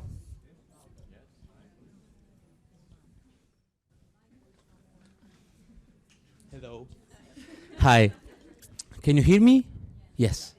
Good afternoon. Thank you for the three intervention. Very inspiring and good insight on addressing inequalities. I will not speak much about right to abortion. I support it. I have 2 daughters, and I hope they will have this right in the future. But I have a question for Ms. Schmidt about the economic governance, because it was amazing the way you told us the history from 2010 until now. And we can say that doing wrong something could happen. Doing wrong something twice, it's diabolic. I mean, we had illusion with COVID to finally find solidarity mechanism and to have a European approach to face challenges. Also the one coming, like digitalization and green transition. Why going back to austerity measures? Why going back to that darkness? So about, I don't know if it is a solution or not, but what do you think about having or starting pushing for European fiscal capacity? Because it will be the only way probably to address the future challenges with the current new rules. Thanks. Thank you so much for the question. We're going to collect the last one quickly, if there's anyone that wants to participate, and then I'm going to pass the mic to the speakers to reply. Is there anyone else interested? No. Okay, thank you. So Vivien asked the question, but if any of you also want to reflect on what he just said, you're also invited. Okay? Okay, yeah. Great question. And the answer is simple, yes. We need to push for EU fiscal capacity, an EU budget, EU own resources, and it's hard. And I think there's sort of one question would be, because you said, you know, the first time you get it wrong, you try again, it's an accident. The second time, it's diabolic. So why? And I think it's about weak governance. And I'm going to use one country, it's Germany. You've got Christian Lindner as finance minister, who needs to be reelected, and he believes in austerity. He's an ordo-liberal. And it's as simple as that. Or it's not so simple, but it's partially that. And it seems to me that there's a thought, okay, there's still the Resilience and Recovery Fund. Italy's having a time spending it anyway, so we don't need to deal with this now. And that's why I said, come 2026, there needs to be something new in place. But in the interim, and this is why, it's not only that we need EU-level fiscal capacity, we need national-level fiscal capacity, and that's why these rules are a disaster. So I was going to say, either you have an EU-level fund or you have the fiscal rules, but actually you need to get rid of the fiscal rules. That's not happening because path dependence, there's a whole range of reasons. So the only way to get beyond that really is to, again, reinterpret the rules, hopefully not by stealth, again, but rather to say, okay, investment in green, since a major problem here is the North doesn't trust the South, and now that there's a fear that there are going to be more and more populist extreme right governments, we need to make sure that they follow the rules. Okay, do that, but then say, have oversight that's positive conditionality, again, rather than the negative conditionality. And basically that oversight should basically say, okay, for where there's investment in green, investment in addressing social inequality, addressing issues of gender, because women are the ones who are most affected by all of this, then those should not count toward the deficit. That's an easy deal. But it didn't happen. You know, people talked about the golden rule, about making these standards, but that didn't happen. I think that's the only way. But I think there needs to be movement at the national level to push for it, so through the national governments, as well as at the EU level. EU-owned resources, people have been talking about it for how many decades now? And it simply hasn't happened in any significant way. There needs to be that. The Commission has turned out to be very progressive. I think we need to encourage it to be, continue to be aggressive, maybe aggressively progressive. But that's not enough. The Council has to change. And how do you do that? Especially if, as von der Leyen seems to have suggested, she's willing to have a coalition, not with the Social Democrats in the new parliament, but with the ECR, the so-called conservatives, but the extreme right, basically, or one of the extreme rights. So I worry tremendously, and I worry also because of the rise of populism, because, well, that's another talk. I just gave one earlier today on the dangers of populism in its different and many forms, but that's on the extreme right. The EU and the Commission are not going to be doing any kind of progressivism, won't be allowed to. And then, for Europe, it'll be a lost decade, another lost decade, and we can't afford it. So I'll stop there. Thank you so much, Vivien. If any of the other speakers would like to reflect on what she said or on the question of the participant? No, I think we're running out of time, aren't we? But if anybody would like to talk to me later and ask anything, I'll be around. Thanks. Okay, thank you so much. So I think we can wrap it up here. Thank you so much for the speakers for joining us here today. I think it was very interesting what you just said. And the goal of this is to get some inspiring ideas for the future of Europe from which to build a more progressive future for our continent. So thank you so much. It was very enriching. I really hope the audience appreciated it. Thank you so much for joining. And before you leave, I invite you to stay because we have another session starting right now in this room, which is called Pitch to Action. So thank you so much again, and enjoy the rest of the day.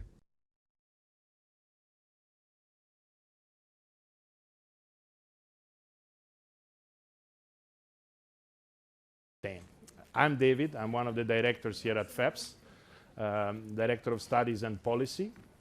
And this is a moment in which we try to open up a little bit our space for policy innovation. Why? Because a month and a half ago we have issued a call for videos. This is a call for Europe, the FEPS flagship annual event on European affairs. So what we've done, we've asked the Europe youngest to tell us what they want from Europe. What is their call for Europe? What is the actions that they would require Europe to do to be proud of it? So we have selected five of them. So these are the winners of the competitions for videos and ideas in which they are pitching policy ideas and political ideas, I would say, for the future of Europe. So today we will have this session in which one by one the winners of this pitch for action will come on stage, deliver their pitch, their idea, and then we will have the dragons, our expert on European affairs, responding to try to understand what is feasible, what you like, what you probably change, how you advise even to restructure perhaps the idea to make it more either appealing to the public or more easy to get past at the European Union level, or if you are already active on it and you are, concretely working in that direction, which I assume sometimes is the case. But no further ado, let me introduce the very first winner of this pitch for action. Anna Madureira, please come in on stage. Big applause for Anna. As you can see from Anna's posture, the way she presented herself to you, she's an artist and a pianist, and also a professor of piano at the Conservatoire in Portugal. And somehow her pitch is connected because she wants to speak about working conditions, fair working conditions, particularly for the cultural sector and the artists. Anna, you have the floor. Attentions to the dragons, so that then we respond. Next slide. So, good evening, everyone. I would like to start this speech by sharing some of my personal experience. So, in fact, I think that all over my academic and professional course, I guess I've seen a bit of everything. I've seen colleagues, high-performance artists, highly qualified people needing to resort to precarious jobs in restaurants, cleaning services, and so on, to complement the intermittent nature of their main job. I've seen highly talented professionals quitting the world of arts after many years of huge personal and financial investment, because the situation was simply unbearable, especially for those who had a family to feed and a house to pay. I've seen colleagues assuming the role of a kind of entrepreneurs of their own, believing that there was no other way out. I know that in a society where there are still homeless citizens, patients without access to healthcare, and where we are debating right now the role of war and military industry, arts and culture may not look so important, but they are, especially if we look back into our collective past and history. Ladies and gentlemen, we don't need to reinvent the wheel. The wheel already exists, but it needs to be set in motion. In this particular case, our wheel is the resolution presented by the European Parliament to the Commission on November last year, calling for a legal framework for the professionals of the sector all over the EU. So my final call to all decision and policy makers here in the room is the following one. Please keep pushing this initiative until we, European artists and cultural workers of all member states, feel its real impact in our lives. Thank you very much. Thank you, dear Anna. Thank you. We hear your call. Stay with us, because now we hear back either if they like the pitch or if they have something to suggest or how they think to help you out in this quest. Guys, you have the floor first. I buy this quest. I think that's what happens in the Dragon Stand. They're either buying it or they're not buying it. I'm buying it fully, and I'm doing that out of many reasons, and you have presented most of them, I believe. The need to improve working conditions across Europe, the vulnerability you find in certain sectors, and you do have the E2C supporting a lot of the work that has been done. We now have the predictable and transparent working conditions directive, but it's time to go further, to take the next step, and I agree with that. We need more permanent contracts. We need full-time contracts, better wages, better working conditions. However, and this is the however, I would not be entirely sure that this is something that is only true for the sector that you are representing. I think there are a number of sectors out there where conditions have to improve. So with that caveat, I'm not sure what they say in the. Do they say that they buy it, or you're buying, and I'm buying you it. have to commit and keep on working on it. I'm committing, and we have it in our Congress document. So yes.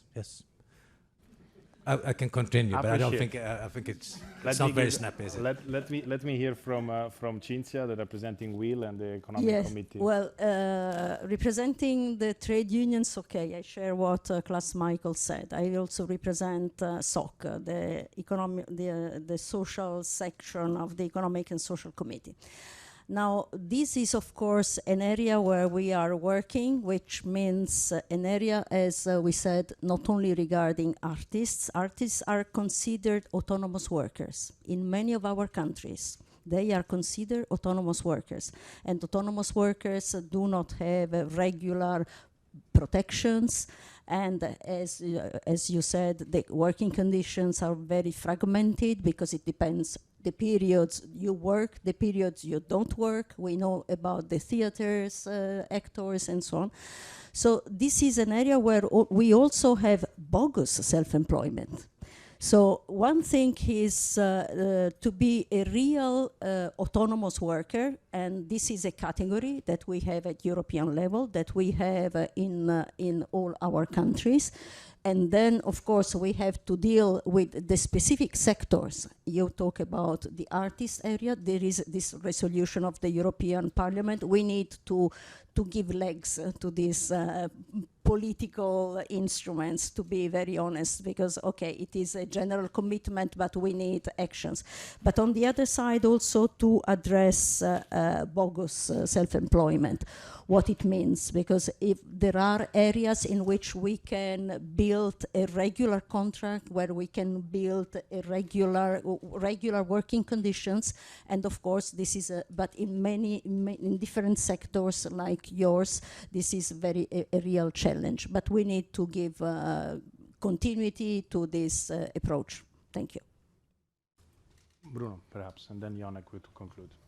Yes, well, if it hadn't already been bought, I would buy, but maybe I can participate in a joint venture. I'd be very happy to. I can bring one thing to the table, which is that in Belgium we already have, and it's been put in place by a socialist minister. Actually, we already have a specific social system protecting artists, which takes into account the intermittent nature of the work. And which allows people to have work at one period and easy access to, for example, unemployment benefits for limited periods of time between jobs. I think that gives a lot of freedom to artists. It also gives them a lot of freedom from administrative burden because it's an easy system, and it's adapted to artists. There's one extra thing I would like to add to the discussion. Which is that whatever system we put in place needs to be based on the freedom to produce whatever it is that you want to produce. I am very worried about what I'm seeing all over Europe these days in, for example, public television, in, for example, the arts. That is, we put a lot more and more governments are trying to put conditions on support for artists. Conditions on what they can say, conditions on what they can make, conditions on what they can produce. So I would add that to your question. I would very much recommend it because we need the freedom to produce what it is, to say what it is you want to say. That's what art should be about, and that's what government support should be. It should always be unconditional when it comes to the arts. Appreciate it. Yannick. Yes, first of all, I'd like to thank FEPS for the invitation. Leave it up. Yes, sorry. First, I'd like to thank FEPS for this opportunity to meet and to have this gathering among progressives here in Brussels in this special time also. So, yes, it's part of our DNA, us as social democrats, socialists, to defend workers' rights, to defend the working condition, and to defend the wages, good wages, and access to social protection. So definitely it's a yes, definitely we support. Now, in terms of what we've been doing so far as a political family, I just want to underline two examples of what we did during this mandate that are also related to artists and culture. One is thanks to the Commissioner Nicola Schmidt, Commissioner for Jobs and Social Affairs. We have now in Europe a minimum wage that will be developed. A directive has been adopted. We see that thanks to that already in several member states, minimum wage have been increased. And it's a great victory for us, for our political family, because we have been the one in the driving seat. Second example, it's the statute of platform workers. Platform workers is all these young people, many young people that we know delivering food, goods, driving people that had a statute which is not according to the work that they were doing. It was either you are a proper worker or you are self-employed. You can have one or the two, but not a mixed. And we know that, unfortunately, now for this worker, it's a social Far West, if I could say, with a lot of exploitation.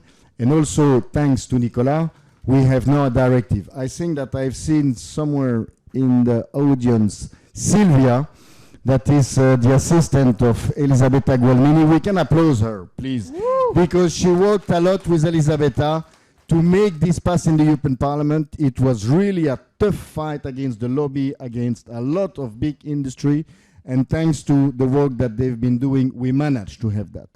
And to conclude, I think that also the economic sector, it's part of Europe. We need to have culture, we need to develop culture in Europe, but it's also an important economic sector. And it's important that in that economic sector, a worker is a worker. And we know that we have big artists, but we know that we have also thousands of people working everywhere to provide culture to all of us. And it's important that these people have also good salary, good working condition, and access to welfare state. So clearly, yes, we defend, and we will continue to defend. Thank you. Thank you, Jonek. And I think, Anna, you can be rather happy. You have, I would say, the full support of the Dragons and of the panel. Everybody committing on keep on working on the idea with some suggestion, if I can summarize, perhaps. Building up alliances with other sectors where intermittence work is a big problem. We have managed, thanks to the socialists at the Commission, at the Parliament, to address the workers on online platforms, and that's just the beginning.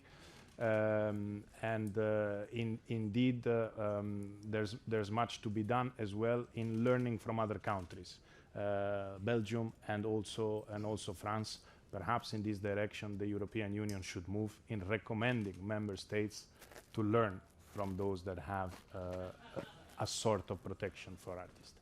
Thanks a lot, Anna. A pleasure. Thank you very much.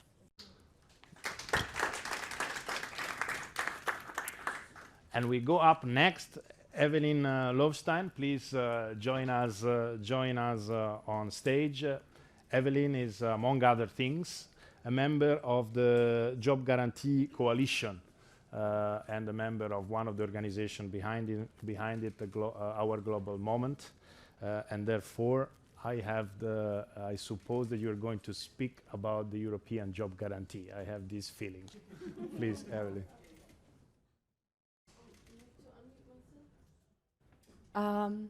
So, hi, I'm Evelyn. I'm here to tell you that we actually can't stop unemployment all over the Union. This is why I'm here today, bringing to you the Job Guarantee. It is a program which is aiming to bring a minimum wage job to everyone who voluntarily asks for one. So I just want to remind you that we have 13 million unemployed people in Europe. When it comes to the youth, we're even talking about 1 out of 7 without a job. And these are only the official numbers. So I want you to just imagine the power we had as a society if we would be able to activate those people. This would be another step towards strengthening the recovery and resilience of the EU. I want you to imagine a single mother of 2 and her everyday life, and that it maybe is not possible for her to take on a regular full-time job, but she can help bring groceries to all the seniors. She can help repair their furniture, and maybe because of physical or mental health struggles, some people cannot wake up every day, every morning on the same time, but when they show up, they repair the beloved bench that we had in the park, or they help to install a solar system on a neighbor's balcony. We know that the systems can work.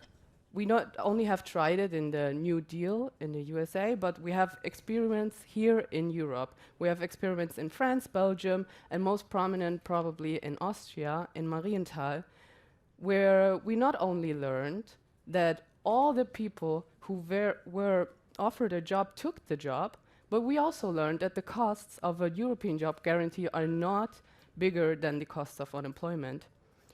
So this is why I'm here today. I want you to know that we don't only want to bring people back to work.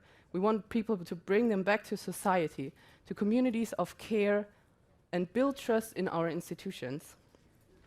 It's not only a program for the unemployed, it's not only a program for the ones with minimum wage jobs, because it would improve their bargaining skills, but also for all the people who want a stronger community, a good care for infrastructure and natural environment. And this all can be achieved. If we focus our labor power, some of our labor power, where the market fails. So if you think about a just and green transition in Europe, we have a lot to do, and there is a lot of power that we can activate. So let's be a positive example in the world in the middle of this poly crisis with a policy that helped out in other hard times too. Let's activate our potential. Thank you. Evelyn, thanks a lot for this brave plan to end unemployment and to bring back people to society, so end long-term unemployment. Here I have to give the floor first to Jónek Pollet, because Jónek is the person that brought this issue of the job guarantee and the zero unemployment territories for the first time in an official document of the European Union, thanks to the initiative that you had at the committee of the region. So, Jónek, you have the floor for the first comment on bringing to life a European employment guarantee. Thank you. Thank you. Well, really big thank to Evelyn for raising this issue. I'm a strong supporter of that proposal. So if I have to buy it, I put all my money on it because I'm really convinced on how efficient it is and how it can change life of people and communities. So what is it? And I've started to learn about it in 2016. In 2016, a law was passed in France, in the Assemblée nationale, and it was from a project, Territoire Zéro Chômeur de Longue Durée, so long-term zero unemployment territory. And what was the philosophy of it? The philosophy is that we have to change paradigm. So far, unemployment is described as a personal responsibility, very often a personal guilt or a personal fault. It's you, and you have to do the effort to get back to job or to get a job. Here we change the logic, the paradigm, and we say, no, society together, we have to give an answer to the problem of people that are unemployed. So that's the paradigm shift, that's the philosophy, how to do it. First, there is the financing. The financing is that unemployment is already a cost. It costs to society.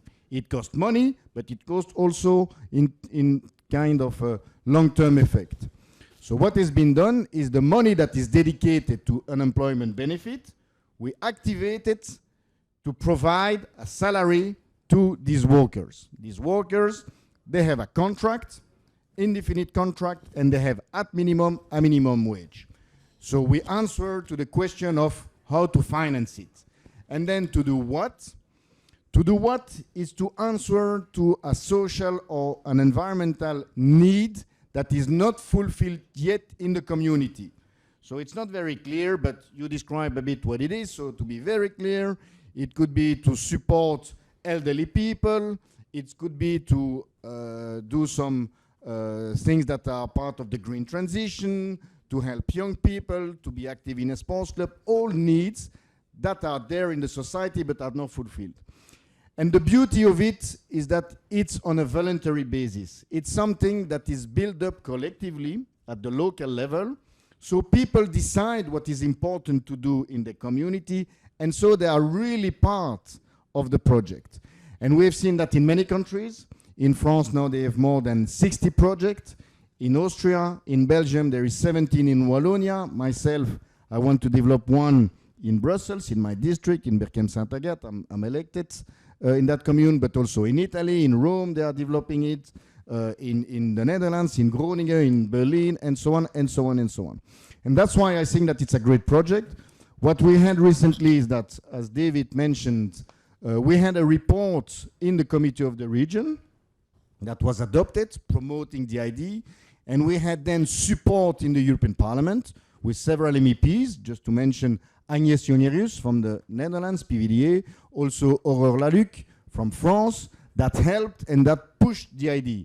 And then finally, recently, less than a month ago, Nicolas Schmidt, again you will say, but he was very, very active during this mandate. He dedicated a fund of 23 million for supporting unemployment, Territoire Zéro Chômeur de Longue Durée project all over Europe. So it's a progress. And I think what the beauty of it is that, and for me that's very important, it changed the community. Because when in a community you put back 20, 50, 60 people, 100 people back to work, it changed the community. And all the people that you meet and that they've done that say, I got my pride back. And they are back into the work life, they are back with their family. And for me, it's very important because we give a sense to their life. And it's also a way to show that public authorities, public actors are present. And in this context, where we see that there is a kind of distance between citizens and politics or citizens and public authorities, very important, this kind of project, because it's also a way to answer to the far right and to some people that are saying that politics is not answering to their need. And to the contrary, that's what we do, and that's what we want to do with this project. Thank you. Thanks, Jonek, for this passionate push on the European job guarantee. I was quite sure that the Party of European Socialists would back this full speed, but I'm not sure whether the trade unions would do so. That's why I'm asking Klaes Mikkel and then Cinzia Del Rio, while I'm happy to welcome Valeria Ronziti from SGI Europe to the panel. Michael. Yes. So I'm buying it. I'm buying it both from Yannick and Evelyn. I'm not sure who is pitching here, but no, we are buying it definitely. And I want to thank Evelyn firstly for tapping into something which I find crucial when it comes to unemployment, and you're also at it, Yannick, and that is the importance of belonging. Being unemployed, for anyone that have been, I've been unemployed. I know what it means, and for anyone that have been unemployed at any time, you know how quickly you lose your sense and feeling of having any kind of importance within the society. You also get the lure of other forces and all that. So yes, belonging is important, and that's where this is an important idea. It's meaningful not only then at the individual level, but also at the societal level, but also for trade unions, because people that are unemployed will compete with each other for lower wages, and then making it more difficult to uphold the values of the trade union. So all of that. And to be very clear, to finish this, we have a resolution at the ETUC clearly advocating for a European job guarantee, and it brings up a lot of things that Yannick mentioned, but we mentioned such thing as that the jobs has to be quality job offers with permanent contracts and proper wages, and it should also cover reskilling, upskilling, and involve trade unions and so on. It was adopted in December. It's a great paper. Read it, and good luck. We're funding it. I don't know how much money I have, but I'm spending it all again. We go to Cinzia, then Bruno, Yes. then Valeria. Well, I would like to have to give a different angle, because we are discussing this at Italian level of the level of the Italian confederations. Now, what we think is, first of all, full employment is one of the objectives of the treaty, of our European documents, and so on. There are a lot of initiatives at European level to tackle unemployment, long-term unemployment, the youth guarantee. There are different now, the skills agenda with a lot of the ESF funds, several funds addressing different forms. We need to combine. We cannot disperse all this funding, because the job guarantee is a good idea at local level. There are good examples to bring back people in the community, but we have to respect their competencies.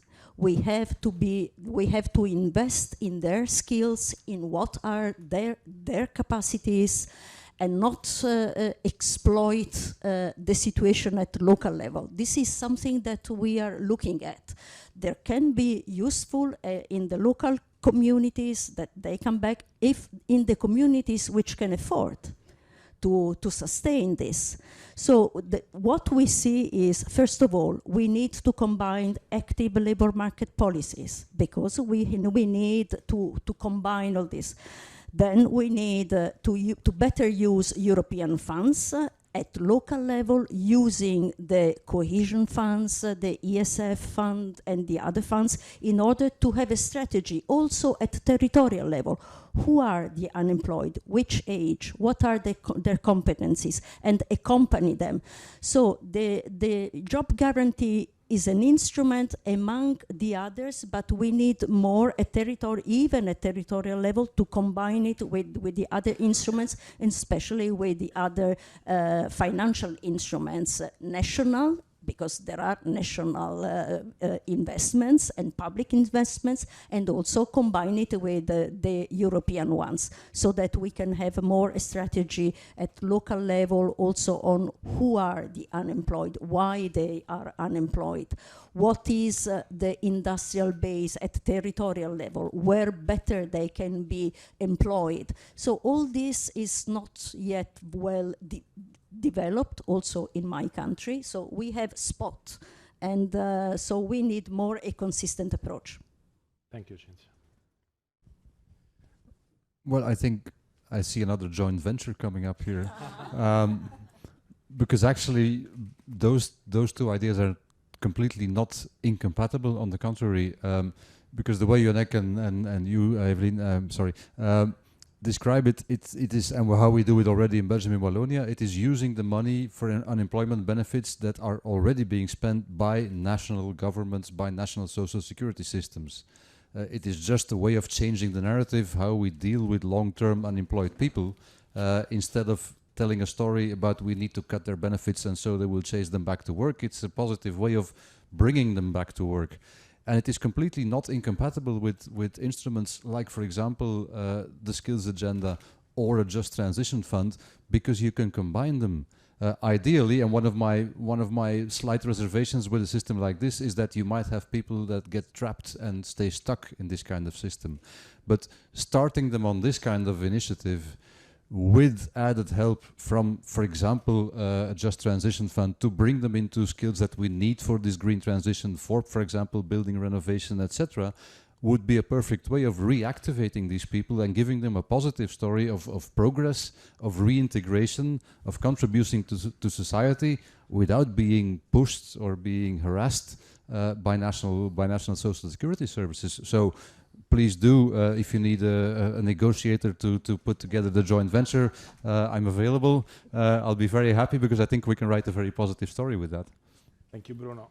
Valeria, let me make it slightly more difficult for you, because you represent SGI Europe, which are, as I frame them, the good employers.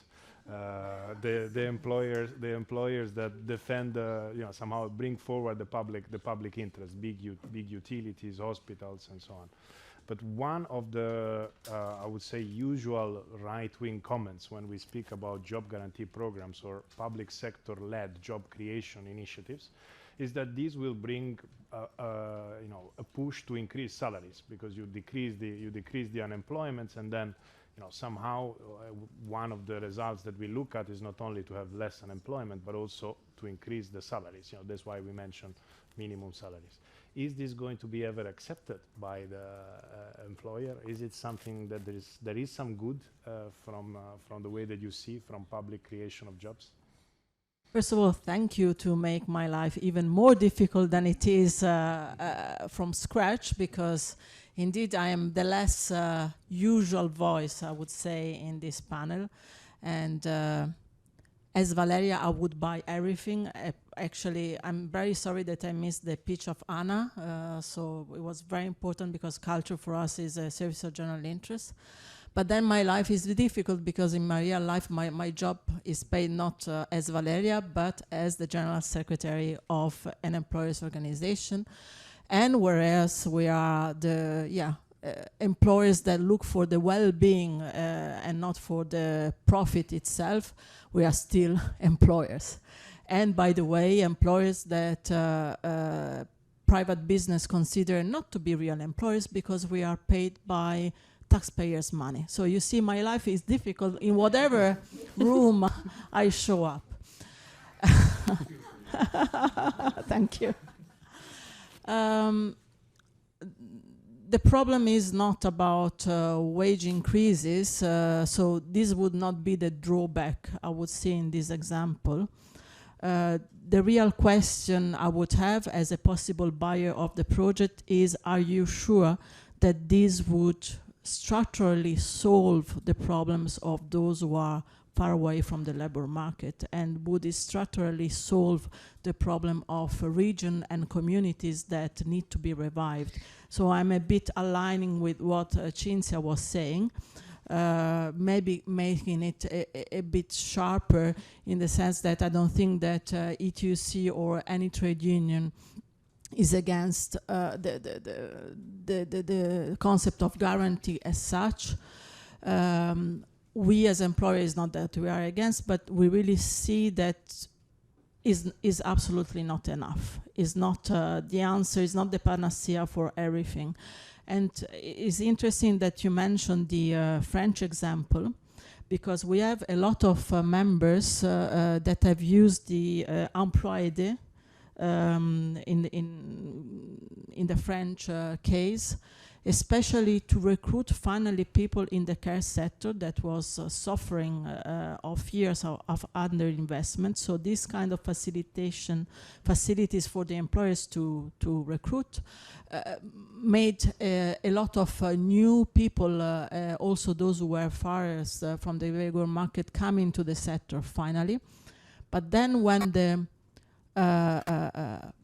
public support was cut because Macron decided that it was too expensive, and the focus was merely on quantity and not of quality of job, my members were simply not able to retain these people. And so it means that you need a much bigger ecosystem around to keep job in less favored sectors.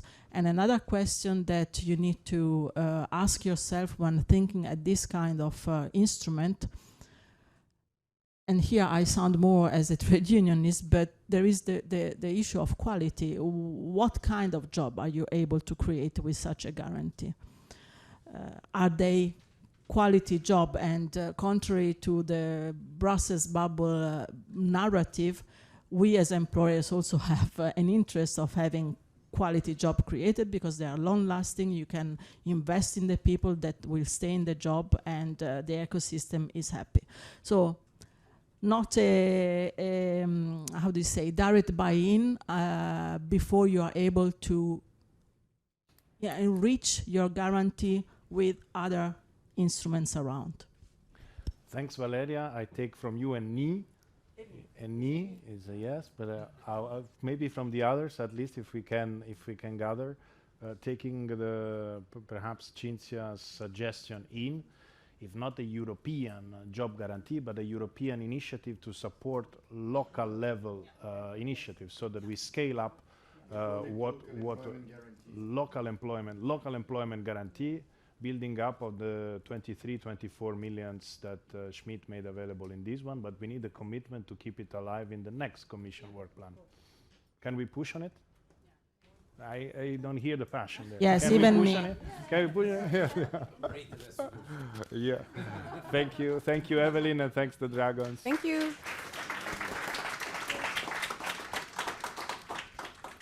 Next up is Margherita Serra. Ciao Margherita, student, really European, because Margherita, she's Italian, studied in France, and now she works in Belgium. Yes. So, and she's fighting for fair living income. Yes. You have the floor. So, good afternoon, everybody. So, my call to Social Europe is for a new social contract. So, I have a good news and a bad news. So, the good news is technologies Over the course of the past years, we have seen amazing advancement in technological development, and artificial intelligence is also just starting to show its full potential. At the same time, the very same years were also the hottest ever recorded, and extreme events increased in quantity and intensity throughout the continent.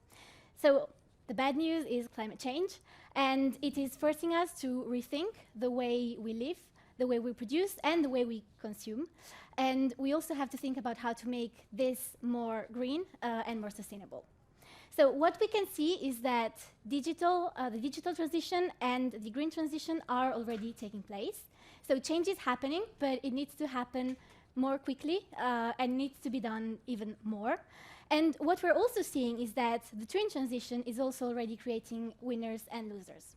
So my call is for a European Union in which the profits generated thanks to new technologies and new rising industries are used to ensure that the twin transition is also fair. So, okay, how do we achieve that? So for me, one very concrete step to ensure social justice is to further strengthen the European Pillar of Social Rights, and specifically the Directive on Adequate Minimum Wages in the European Union, by broadening its scope in order to also include fair living incomes. This indeed would also include independent and self-employed workers who represent between 15 and 18% of the labor force in the European Union. And I think that including this category of workers would be a significant step towards social justice, and it would lay the grounds for a faster and fairer green transition. Thank you. Thank you, Margherita. Cinzia, this is your area, so you go first. It's yours. As soon as she said the European Pillar of Social Rights, okay, yeah, this is mine. I share everything. Now, the point is where we are. At the Economic and Social Committee, we adopted last week a new opinion on the social contract. So read it, because it's we had to fight a lot.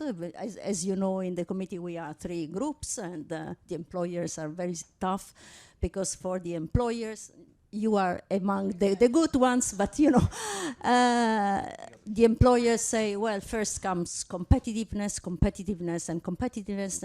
and later. And then when we are more competitive, we can use investments for social policies and so on. This is to be very short. So the social contract is looking at the transitions, green, digital. The transitions have to be fair. What does it mean to be fair? It means that we need to accompany people, those who have less opportunities, less chances, and we all know what happened with the agricultural sector, with the trucks all over our countries and so on. So we need to accompany and look at what is the impact for people of the policies, of the investments. So the impact, the social and economic impact of the investments. This is very, very important. So in the social contract, of course, as was said, we look at the impact of artificial intelligence. I have to tell you, we have a bad news, that is the Commission, for the moment, is very reluctant to bring a new directive or a new regulation on the impact of artificial intelligence in the organization of work, which for us is very, very important. We have adopted, now the European institutions have adopted the Artificial Intelligence Act, which looks at protection of data, but not at the impact of artificial intelligence in the organization of work. The Commission told us that for the moment, is premature to talk about this. We are working on this, on the several aspects. So this is part of the social contract, that is how the new technology, digitalization, artificial intelligence, the new forms of work impact in our working methods, in our work organizations, but also on our rights, on our well-being in the working place, but also work-life work-life balance. So there are all these aspects in the social contract. What I want to underline is the European Pillar of Social Rights. We said in the previous session, La Hulp. They are the good employers who signed it. So the point is we have to implement the whole action plan of the European Pillar of Social Rights, not parts and parcels. We have to, the commitment is to engage in implementing with legislative and non-legislative measures, but we should also be open to new legislative areas. For instance, in the new technologies, artificial intelligence, we will need to have a regulatory framework. When it comes, we will see. But this is part of the social contract, and what I want to underline is that it was agreed by the three groups. So I think it is a little step on which we can build. Bruno, you are campaigning for the EU election, and I suppose the issue of fair living income is sensitive. Maybe the people outside the Brussels bubble know a little less on the European Pillar of Social Rights, or there is less concern about the new social contract. But do you feel the responsibility of delivering in this direction? Yes, I do, because on the one hand, of course, being a Belgian politician, I think that most of what we would want from the European Pillar of Social Rights is reality in Belgium. But at the same time, the pressure that we feel and the reality that we see from, for example, I'm glad since you mentioned it, the AI evolution and the efficiency of work, the extra pressure, especially on lower skilled workers.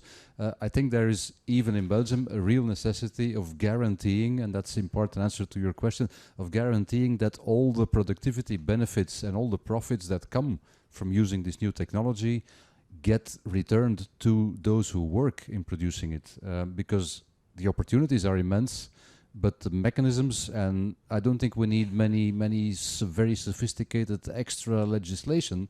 We need the basic principle that we as socialists have always tried to bring into reality, which is that the profits from productivity must go back to those who produce it, namely the workers. It's a simple principle. It could be the basis of any discussion on any European pillar of social rights or any pillar of social rights whatsoever. That's the principle. And wherever we see that it is not being realized, being put into reality and into practice, that's where we should act. And I'm very happy with the work that has been done on for example, the platform workers, because that is partly the same question. However, up until now, we have been very cuddly dragons, I think. So I do want to bring one gentle point of criticism. I am extremely annoyed after years of working because climate change, energy policy, and environmental policy is what I am specialized in. I get more and more annoyed about the tendency that we have on the left to say that the transition must be just. It implies that by nature the transition would not be just. Whereas it is very simple. The only just way to progress as a society is the transition towards a greener economy, towards new technologies. It is stagnation that is unjust. It is conservatism, which is only good for those who already have it good, that is unjust. It is a transition, the green transition, the Green Deal, which will create those new jobs, which will guarantee people that they have affordable energy, comfortable houses, real good ways to move around, to get transport. The transition is by nature just. So I would really, really want to plead to everyone who calls themselves progressive, we should stop saying as a kind of a Pavlovian reflex that, the transition is necessary, but it must also be just. I think that Professor Schmidt in the previous session demonstrated it very well. If we do not create the room to finance this transition, we will have a very slow motion car crash of European industry and a loss of an amazing number of jobs, which is completely unjust. The way we are limiting, putting brakes on the investment means both of individual countries and the European Union today, that is by nature unjust, because it will make us stuck in the past with an outdated industry.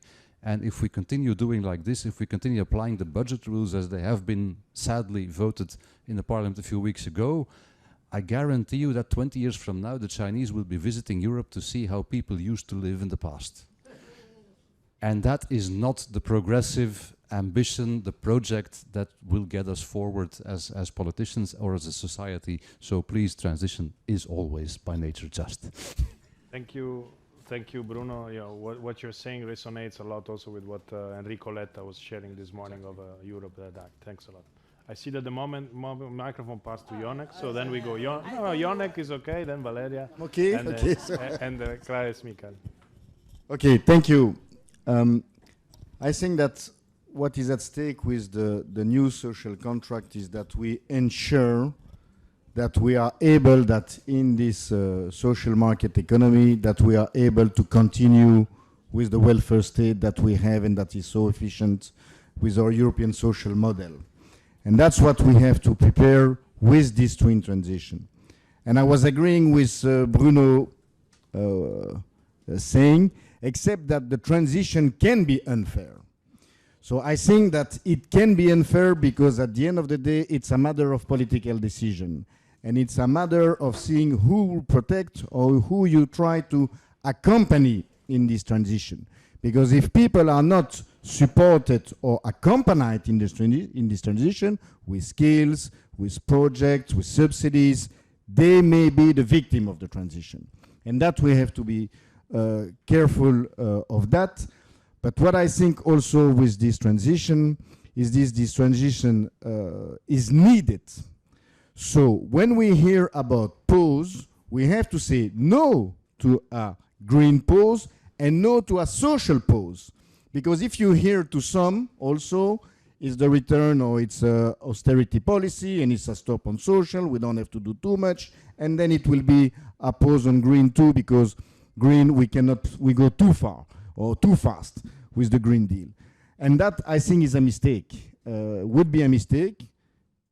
Somebody says, guess who, Nicolas Schmidt, you cannot negotiate a pause with climate. Climate is changing by nature. The change is there. So how do you want to negotiate a pause with climate? It's just impossible. So what we have to do in Europe to have this new social contract, it's about preparation, it's about investment. We have to change our economy, we have to move to a circular economy where we help our industry, we have to reindustrialize also into some sector in order to support the workers and to have this model that we cherish to continue, because otherwise it's true that we will be wiped out by the Chinese and all the projects that are developing, or the US and the IRA, if you follow that they are developing for catching up our industry. So investing in our industry to prepare the green and social transition. Thank you, Jonek. How I interpreted Bruno's comment, and I'm very happy that you made it, because indeed the transition can be unjust if it's not well managed, and can be also not economically profitable, because we might start investing on a road that is not what Europe really needs.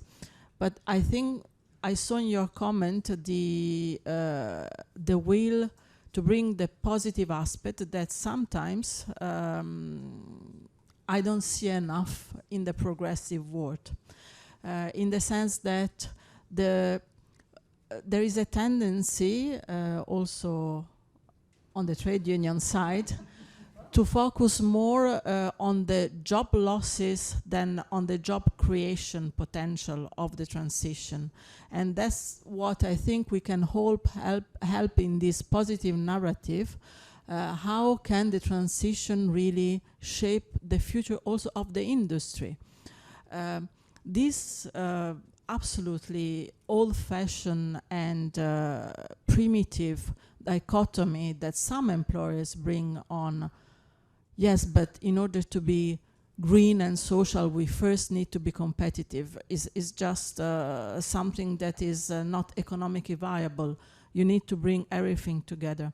So I think that the positive contribution that the progressive world can make is into bringing more light into this job creation capacity instead of concentrating on, but you are making my workers lose their job. Is a joint effort, and there are going to be job losses, but we can be more proactive in the job creation side of the story. But going to your proposal, what I really like is that you also tackle the self-employed world. And I think that this is something where I'm not speaking from my clientele, because in service of general interest there are really few self-employed. There are more than we think in the long-term care services, for instance, in some countries, but still is really a minority. However, as a citizen, I think that there is really this big share of the economy that is not well guided, and we are missing a lot of opportunities, not taking care of this part of the economy. We only look at the financial side of it, giving it for granted that the self-employed makes profit, and there is nothing more untrue than this. So that's what I really like from your proposal, and surprise, I would say yes, I would finance it. Thank you, Valeria.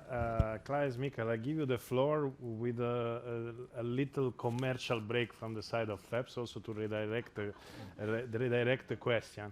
Because, of course, we have been now addressing also the just transition, and therefore you are advised to look on our website on Road to Transition with 8 countries plans compared. But the other point that I'm looking at you is also maybe to complement what has been said on the regulating artificial intelligence from the side of workers. So we call it at FEPS algorithm at the workplace, on which you can find other publications on our website, including surveys with the Nordic trade unions.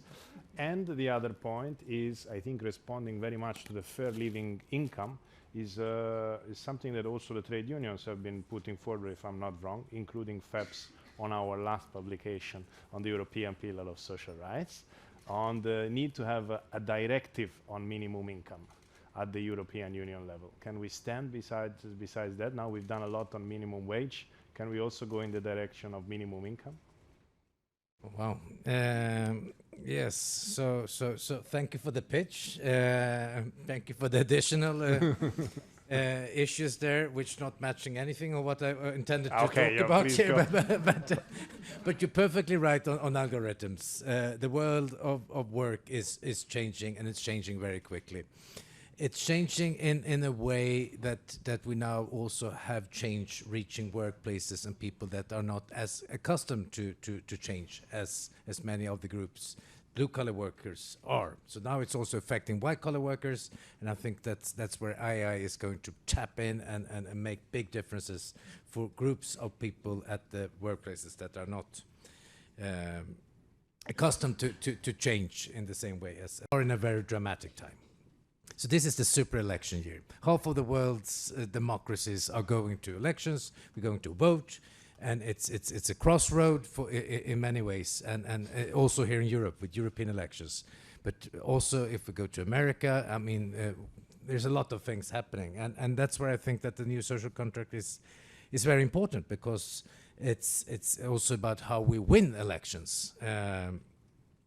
And looking at the next mandate, talking about the green transition, I think we have done a lot of progress. We have actually established a form of a new deal when it comes to the green transition. So we shouldn't be worrying so much about the future in terms of it's rather the pushback that we should be looking out for now, because there's going to be a lot of pushback, I believe, in the next 5 years. And that's the fight we're going to have to fight. I think there is no green transition if it's not red. And that's where income come into play, and it's also what Bruno is alluding to here, and that it has to be a red and green transition, because that's the only way to do it. It also has to be a transition that is full of solidarity. I come from a richer member state. These member states have to pay much more in order to ensure it, because you can take care of your waste in Örebro, where I come from, and that's all fine, but it's not going to stop climate change that you're taking care of. It's much broader, big investments that have to take place, and they have to be common, they have to be European, and they have to be based on solidarity, self-help through solidarity. So the new social contract is important. It's very, very important, and I think it's important that we, for the next mandate, continue to push and stay on the target, because there's going to be a lot of pushbacks. We have to make sure that we also make a difference in the life of people, working people, and also coming from Europe. And finally, I think it's important to open up the future and bring back hope and a belief in the future. That's the most important thing we can do. So I'm sorry, I have to leave now, because it's Walpurgis, which is a Swedish thing. It's a big bonfire. My kids will sing. I have to be there, and otherwise I will be a lousy father. And so big round of applause. I'm apologizing, for but I've seen Mikael. you. Yeah, I really enjoyed the last. Thank you, Klaus. Klaus. I'm buying into everything. I'm buying. Thank you very much. We'll make sure that you receive the peach. So thanks to Klaus, Mikael, and also thanks a lot to Margherita. Thanks for the great peach. But you dragons have been a little bit too much of an agreement, even if with some small caveats. So now we try to test you even more with another maybe more provoking peach delivered by Nils Walper, that I invite here on stage. Nils is one of the students from Germany, also involved with users there, and he's studying methodology and also circus science. So you apply your intelligence and skills in multiple ways, but now you are trying to convince us that we should tax the super rich. Please. Yes, exactly. So, my call to social Europe is taxation of super rich. It's all about money, money, money. Always sunny in a rich man's world. But at what cost does their sun shine so bright? Let me share you a story about Andreas and a billionaire. Andreas, my uncle, works as a constructor, and he struggles under the weight of increasing financial stress. Meanwhile, the billionaire, despite the pandemic, wars, and inflation, continues to amass even greater wealth because of flawed tax laws that are full of loopholes like Swiss cheese. And these inequalities are deepening. But do you know what frustrates me the most? It's the fact that we have the means to address it. Based on Article 50 years ago, tax on very wealthy people was commonplace. And why not reinstate it today? Let's imagine a progressive taxation on super rich of up to 5% across the EU. Imagine an additional 280 billion euros in tax revenue. This money could make the sun shine for all of us by, firstly, increasing spendings on education by 50%. Secondly, bolstering EU funding for the green transition by more than a third. And lastly, financing a significant portion of the global damages caused by the climate crisis. The implementation of all of these 3 points would give me, my uncle Andreas, and probably you as well, a reason to be optimistic in the present and proud in the future.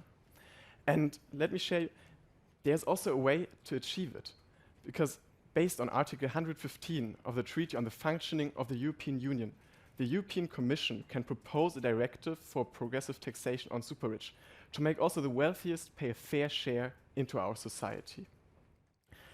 And I want to let you know, on a personal level, I'm okay with very wealthy people, but I cannot condone billionaires accumulating yet another billion, while the poorest 50%, like my uncle Andreas, continue to get poorer and poorer. It's about fairness and social cohesion. It's about securing a sustainable future. It's about building a better Europe. Thank you, Nils. Rodrigo. Thank you, Nils. Thanks a lot. Perhaps I give the floor first to Jonek so that you can introduce also to what the Socialist Party has done here in Belgium with European Citizens Initiative led by PS here. Okay, so I'll be part of the pitch, actually, because don't be surprised, but I will support it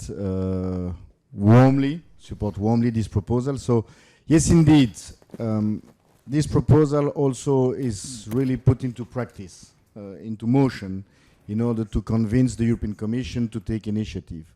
So there is a European Citizens Initiative that has been implemented now, that has started. The party leader of PS Belgium, Parti Socialist Belgium, Paul Magnette, has been one of the initiators, plus many other activists from France, Aurore Laluc, Raphaël Glucksmann, also from the NGO side, Oxfam and others. And why this has been put that proposal for citizens, and really I recommend or I encourage you to sign this ECI, European Citizens Initiative, because actually it's a question of fairness. Tax justice is social justice, as Nils explained. It's important. What we see today for lots of right-wing parties, it's a matter of competitiveness, which go through tax competition. First of all, we have to say that this is now how we consider competitiveness. We don't want a race to the bottom in terms of taxation. What we want a certain kind of coordination and harmonization at the EU level for taxing companies at a proper level, not a race to the bottom, and that is being put into place now thanks to an agreement, minimum 15%. And then 3, what we want to stop tax evasion, tax fraud, tax haven, because it's a matter of fairness. And then we have to see where are the big profits made, and there also have been taxation put into place about windfall profit, and that's very important because we have seen that during the energy crisis, during the war, since the war in Ukraine, there has been windfall profit, and they have to be taxed. And then comes the tax on the ultra-rich as part of all the panoply or all the range of different taxation that has to be put into place. And it's also a matter of equality, a matter of fairness. We see that we have about 100 million people in Europe at risk of poverty. So it's a question of how to finance our infrastructure, or good schools, or good hospitals, or good healthcare, and how we will invest in the future. And I will conclude with that. We have been discussing just before this challenge, this big challenge in front of us, or the 2 challenges, which are the digital transition and the green transition. And to succeed these 2 transitions, we would need investment to have a good economy, an economy which will keep our job in Europe and create more jobs in Europe. And for that, we need financing. We have different options for that financing, and one of it is the tax on the ultra-rich in order to promote European welfare states. And that's, I hope, where we will get 1 million signature, and I really hope that you will be part of that, so that in the next mandate of the European Commission, we can implement it. Thank you, Jonne. Can you find the flyers around to scan and sign in case you have a time to sign? And in 2 minutes per dragon, per speaker, can we make it to have a European wealth tax? Is it desirable? Is it just an electoral thing? Do we need the money to do all the things actually that Nils was also hinting at? So it's the tax, but then it's the need for the resources. At the G20, they are talking about it. Should we wait there or should we deliver here? We'll go first. 2 minutes max. Cinzia. Now, for sure, we need to increase the European budget. It is one of the issues in order to tackle all the commitments that we are taking. The ETUC has adopted a resolution on this, supporting this initiative, but with some different positions. My union is among those who does not support, so I will tell you why.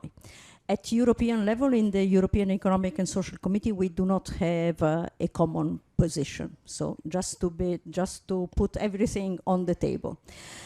Now, as you said, it is important that we look at the different instruments. We have raised the proposals to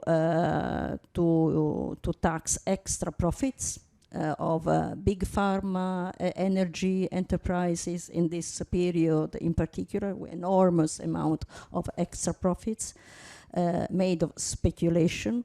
Minimum corporate taxation, which has already been adopted, but unfortunately they don't pay it. So because they are not only in Europe, you cannot tax enterprises outside Europe. It's a very complicated issue. This is why it is addressed in the G20. Then for sure we are in favor of a progressive taxation which stronger levels, because now it is in some countries, in my countries, it's very disproportionate. But also to look at with more rules about evasion and elusion. In my country, we have a tax evasion of 120 billion per year. These are the data of the Bank of Italy. It's not the data of the trade unions. 120 billion per year. So when we ask a tax at European level on wealth, the problem is we are going to tax those who already are paying, but we are not addressing those who are evading completely. First point. The second point is on revenues. We discussed a lot at European level, at trade union level. What do we do with the revenues of a European tax? First of all, tax policy is a national competence. So there are also problems but with the revenues, what do you do? If the revenues go back to the national countries, they will use it for their national priorities. They will not use it for the European priorities. And we do not have a mechanism to put these revenues at European level with a European financial instrument. We would be in favor, but we don't have it. So there are a lot of difficulties that makes the proposal not feasible now. At least this is what we think, because we think that we can work more on financial transaction tax, on extra profits, on corporate taxation, and on evasion and elusion. These are the areas where we are ready to work more and also get some revenues which of course go back to the national countries. So the problem is how we bring some revenues at European level for European projects to be financed through a European financial instrument. So this is the level of the debate at the moment. Bruno. Okay, I'll warn you in advance that Belgian minutes are just as long as Italian minutes. But my answer is a little bit more positive. I would say yes. And for a very simple reason, which is they ask for it. I hear more and more people, whether it be Warren Buffett or others, saying out of pure, sincere embarrassment, please let us pay our fair share. Make us pay our fair share, because we're not going to give it to you. Make us pay our fair share. There is a real issue about this. And we need to tackle that. We need to talk about tax in Europe. Maybe not, if I can be a little bit nuanced, maybe not in the simple solution, let's just grab 70% of whatever they have and use that to finance the Commission, which would be very helpful for the Commission, probably. But to open a debate that we need to have. We have made some progress on, for example, the corporate tax, harmonized corporate tax, with all the remarks that you made. It's at 15% now in Europe. It should be at least 25% if you ask me, and not only because that's the Belgian rate, but because that is at least closer to what an average working person pays as a tax on his salary. And I think that the general rule that we should have, if we make a taxation rule in Europe, about reform, which is that we should make sure that every kind of income is taxed at a comparable rate. What we have now is a system whereby people who work and have a known salary, which has been declared, pay up to 30, 35, 45% in some countries, some situations of tax, whereas the corporate tax is at 15%, whereas the number of loopholes where you can avoid legally to pay taxes is huge for other incomes than income from work. Let's start by making sure that everyone pays, whatever the income is, the same rate of tax. If you want to make one European directive, that should be the one European directive. And I think, yes, we need to make sure that we can have a majority vote on tax issues in the future, because keeping the current situation of vetoes is very much unproductive. But if you want to tax the ultra-rich in a fair way, even they deserve fairness, let's just make sure that they pay the same rate on all of their income as the rate that a normal working person pays on his salary. And I can guarantee you that will bring in billions. Thank you, Bruno. Valeria, 2 German minutes. Then I will start where Bruno ended, but with a question. Did you calculate how much would you take back? I mean, It didn't, but FEPS did. Actually, obviously, we can get up to 3% of GDP annually. How much? Up to 3% of the GDP with just a 2% tax.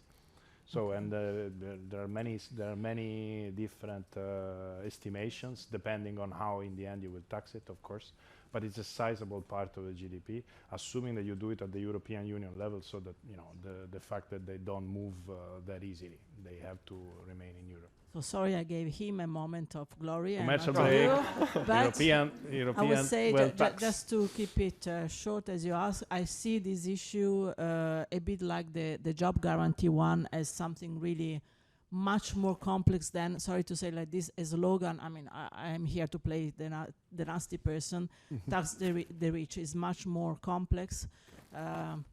So tax the rich and solve evasion and illusion and blah, blah, blah. So it should be accompanied by many other ends to make it really solid. Otherwise, it risks to be seen as a slogan.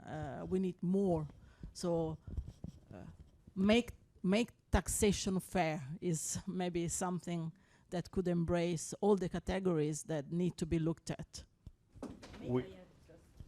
But we need that the revenues come at European level, not that they go back to the national governments. Otherwise, we don't increase the EU budget. So this is the real issue. We need to bring it at European level to finance. This is my view. I'm quite sure if we will ever arrive to a European wealth tax, the revenue will be shared. A part to the EU and part to member states, if not regions. I'm quite sure. And may I disagree? It will indeed not bring money at the European level, but it will avoid a lot of austerity measures that will be imposed on national governments, because it will help budgets in a much fairer way than by cutting in social expenditure. You see, but then we put conditionality. We don't have the money yet. We are already fighting on how to problem. spend it and who has to spend and who has to spend it. So can we first agree that first we collect the money and then we kill each other on how to spend it?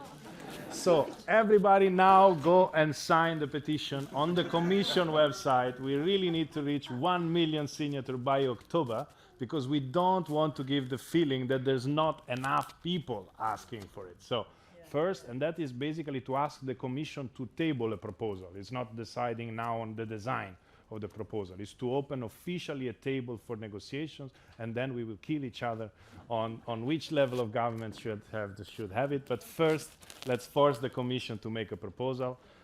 Tax the rich campaign. The rich don't kill each other; they make deals. They make deals. Yeah, we should learn. We should learn from the rich, probably. But Nils. Yes, exactly. Exactly. Yeah. In Italians, we have an issue.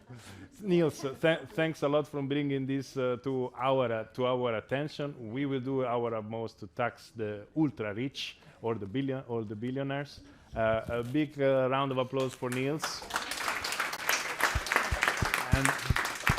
And we invite, as last, but for this not less important, Vicente Solaz, a student from Spain with a double degree, both in law and in business administration. Come up on stage, Vicente. and he will speak on education for the future.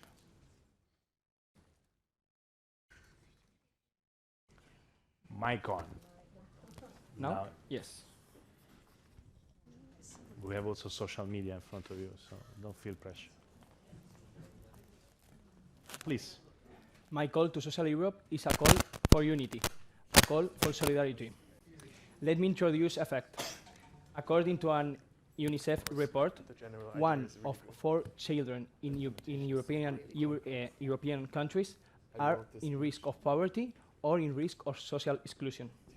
This is a real social drama that has to be addressed by the European institutions. 1 of 4 children in European Union means 20 million people in our countries. Issue has to be addressed by a social point of view. To reverse this situation, there are many different ways. Taxation for rich, well, healthcare system, but the most important one is free education. Free education, public, equal, and of quality. And imagine all the countries, all the member states acting together to fix this problem. Education is important for now, but if you see the title for of this event, future. Education is also important for the future, because a well-educated children today will be an empowered citizen tomorrow, a citizen who can fight against the injustice and the unfair conditions he lives. And it's also important for the present, because now with the far right spreading everywhere, it's a speech of hate, spreading racism and fascism everywhere they are. Education becomes the best weapon and the best shield to protect us, our democracy, and our society. Because if we see the past, we can fix the problems we made there. Antonio Machado, a Spanish poet, said, "Caminante no hay camino, se hace camino al andar." Let's make this journey together, this amazing journey of educating our society. Because the destination is important, but it's the journey which matters. This is my call to social Europe. And yours? Bravo. Thank you, Vicente, for your pitch, but also for the delivery of the speech.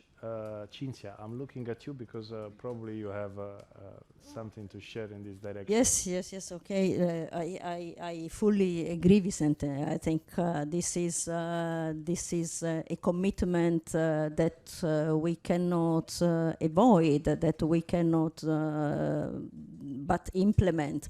I think education, quality education for everybody, and not only primary education, but also higher education, accessible for everybody at territorial level. We have problems in some countries where quality education is not affordable, is not reachable for everybody in remote areas. So this is a commitment. Now, the Commission has taken some commitments. The problem is how these commitments at European level are transferred also at the national level. The European semester should help us to look and to monitor what national governments do, and also to link the European funds to these achievements at national level.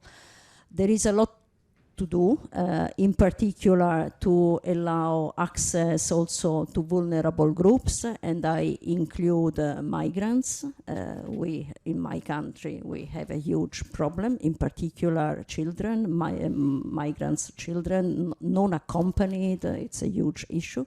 But I would also like to stress the question, because this year it is the year of skills. I would like also to include a little little bit this discussion. We had a lot of initiatives on the year of skills, what kind of skills we need, what are the financing possibilities, the link to the labor market needs. We had a lot of analysis and things.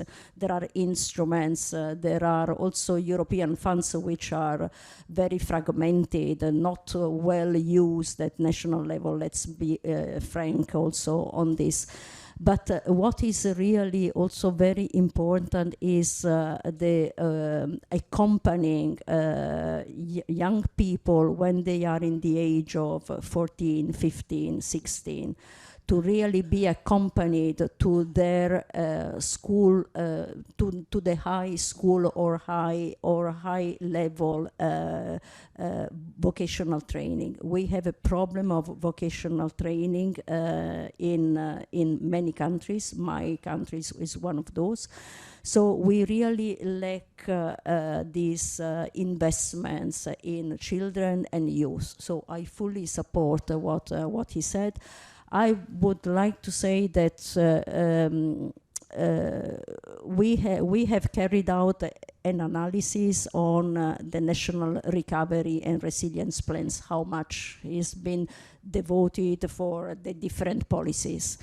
And if you look at the education, is very little in some countries. The resources devoted for education and high quality education in order also to bring our young people in particular, but also the others, to reskilling, upskilling, training, all of this is very marginal.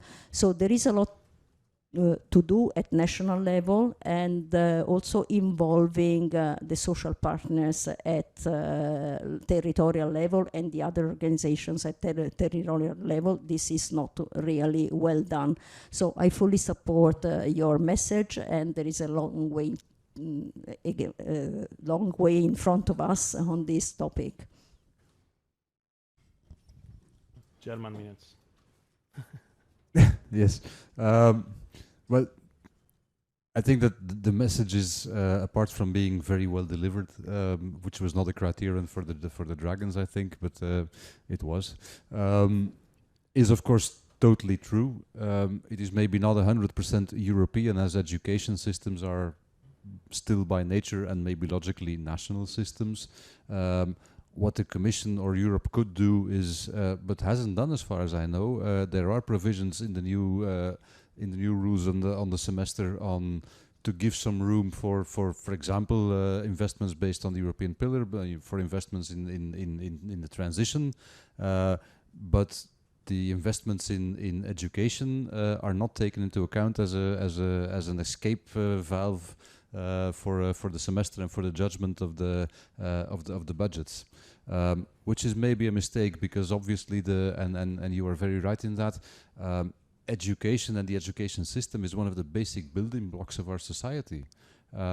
It is where you bring young people from a very young age together and show them that you want to invest in them, go along with them along the way to being contributing citizens in your society, that you can help them, and more on a longer term, even when they are older, to reskill, reschool, reintegrate in some cases. So yes, I think it should be absolutely a clear message, but most of all on the national level, that investment in education is an investment we will always get our money back from. We are complaining in every country in Europe about a lack of skills, about difficulties in skills, about people moving out, about aging societies that will have more and more problems in finding skilled people, about migrants that cannot integrate. The answer to most of those things is, at least in part, in education systems from a very young age, if possible. But all along the way, I see more and more students, people who are into higher education, experiencing mental problems because of increasing pressure on them, because of increasing responsibility on them, increasing costs on them. I do believe that we have to really, as progressives, really send the message again that we want to invest in them instead of leaving them on their own to fend for themselves and take care of themselves. It is something we invest in together. And in that case, as far as that is concerned, your message is completely on time and completely on point. Thank you. Thank you, Bruno, Valeria, and then we close with Janek. I will also bite with two advices for your pitch and future campaign. I would advise you to bring more the economic aspect of education, because it's not just a social issue, it's very much an economic issue. And I can refer the discussion. I was late because I was speaking at the final conference on the year of skills that is very much à la page at the moment. But again, we had a discussion that was very much focusing on the after and of the, you know, the end of the story, which is the skills, and how all of a sudden we find people that lack the necessary skills, that are not only vertical skills, but also soft skills, social skills, and all this you acquire during your education pathways. So there is yet not the full awareness that investing in education is investing in the economy, in the productivity of a country, because you create people that can produce. I mean, if we want to say it in a very blunt way. So also the business and economic world should be more interested into education. And then the limitation of your idea stand in the limitation of the competence that EU has on education. And just as an idea for reflection, the citizens from the Conference on the Future of Europe asked for education to become a European, at least a shared competence. Now there is yet much that we can do with the current treaty and the current competencies, but to arrive where you want to be, I think that we should also make it a European competence.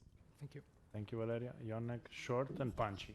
Short is complicated, but because I wanted to enlarge a bit the subject. First, I buy it. I agree. Free education.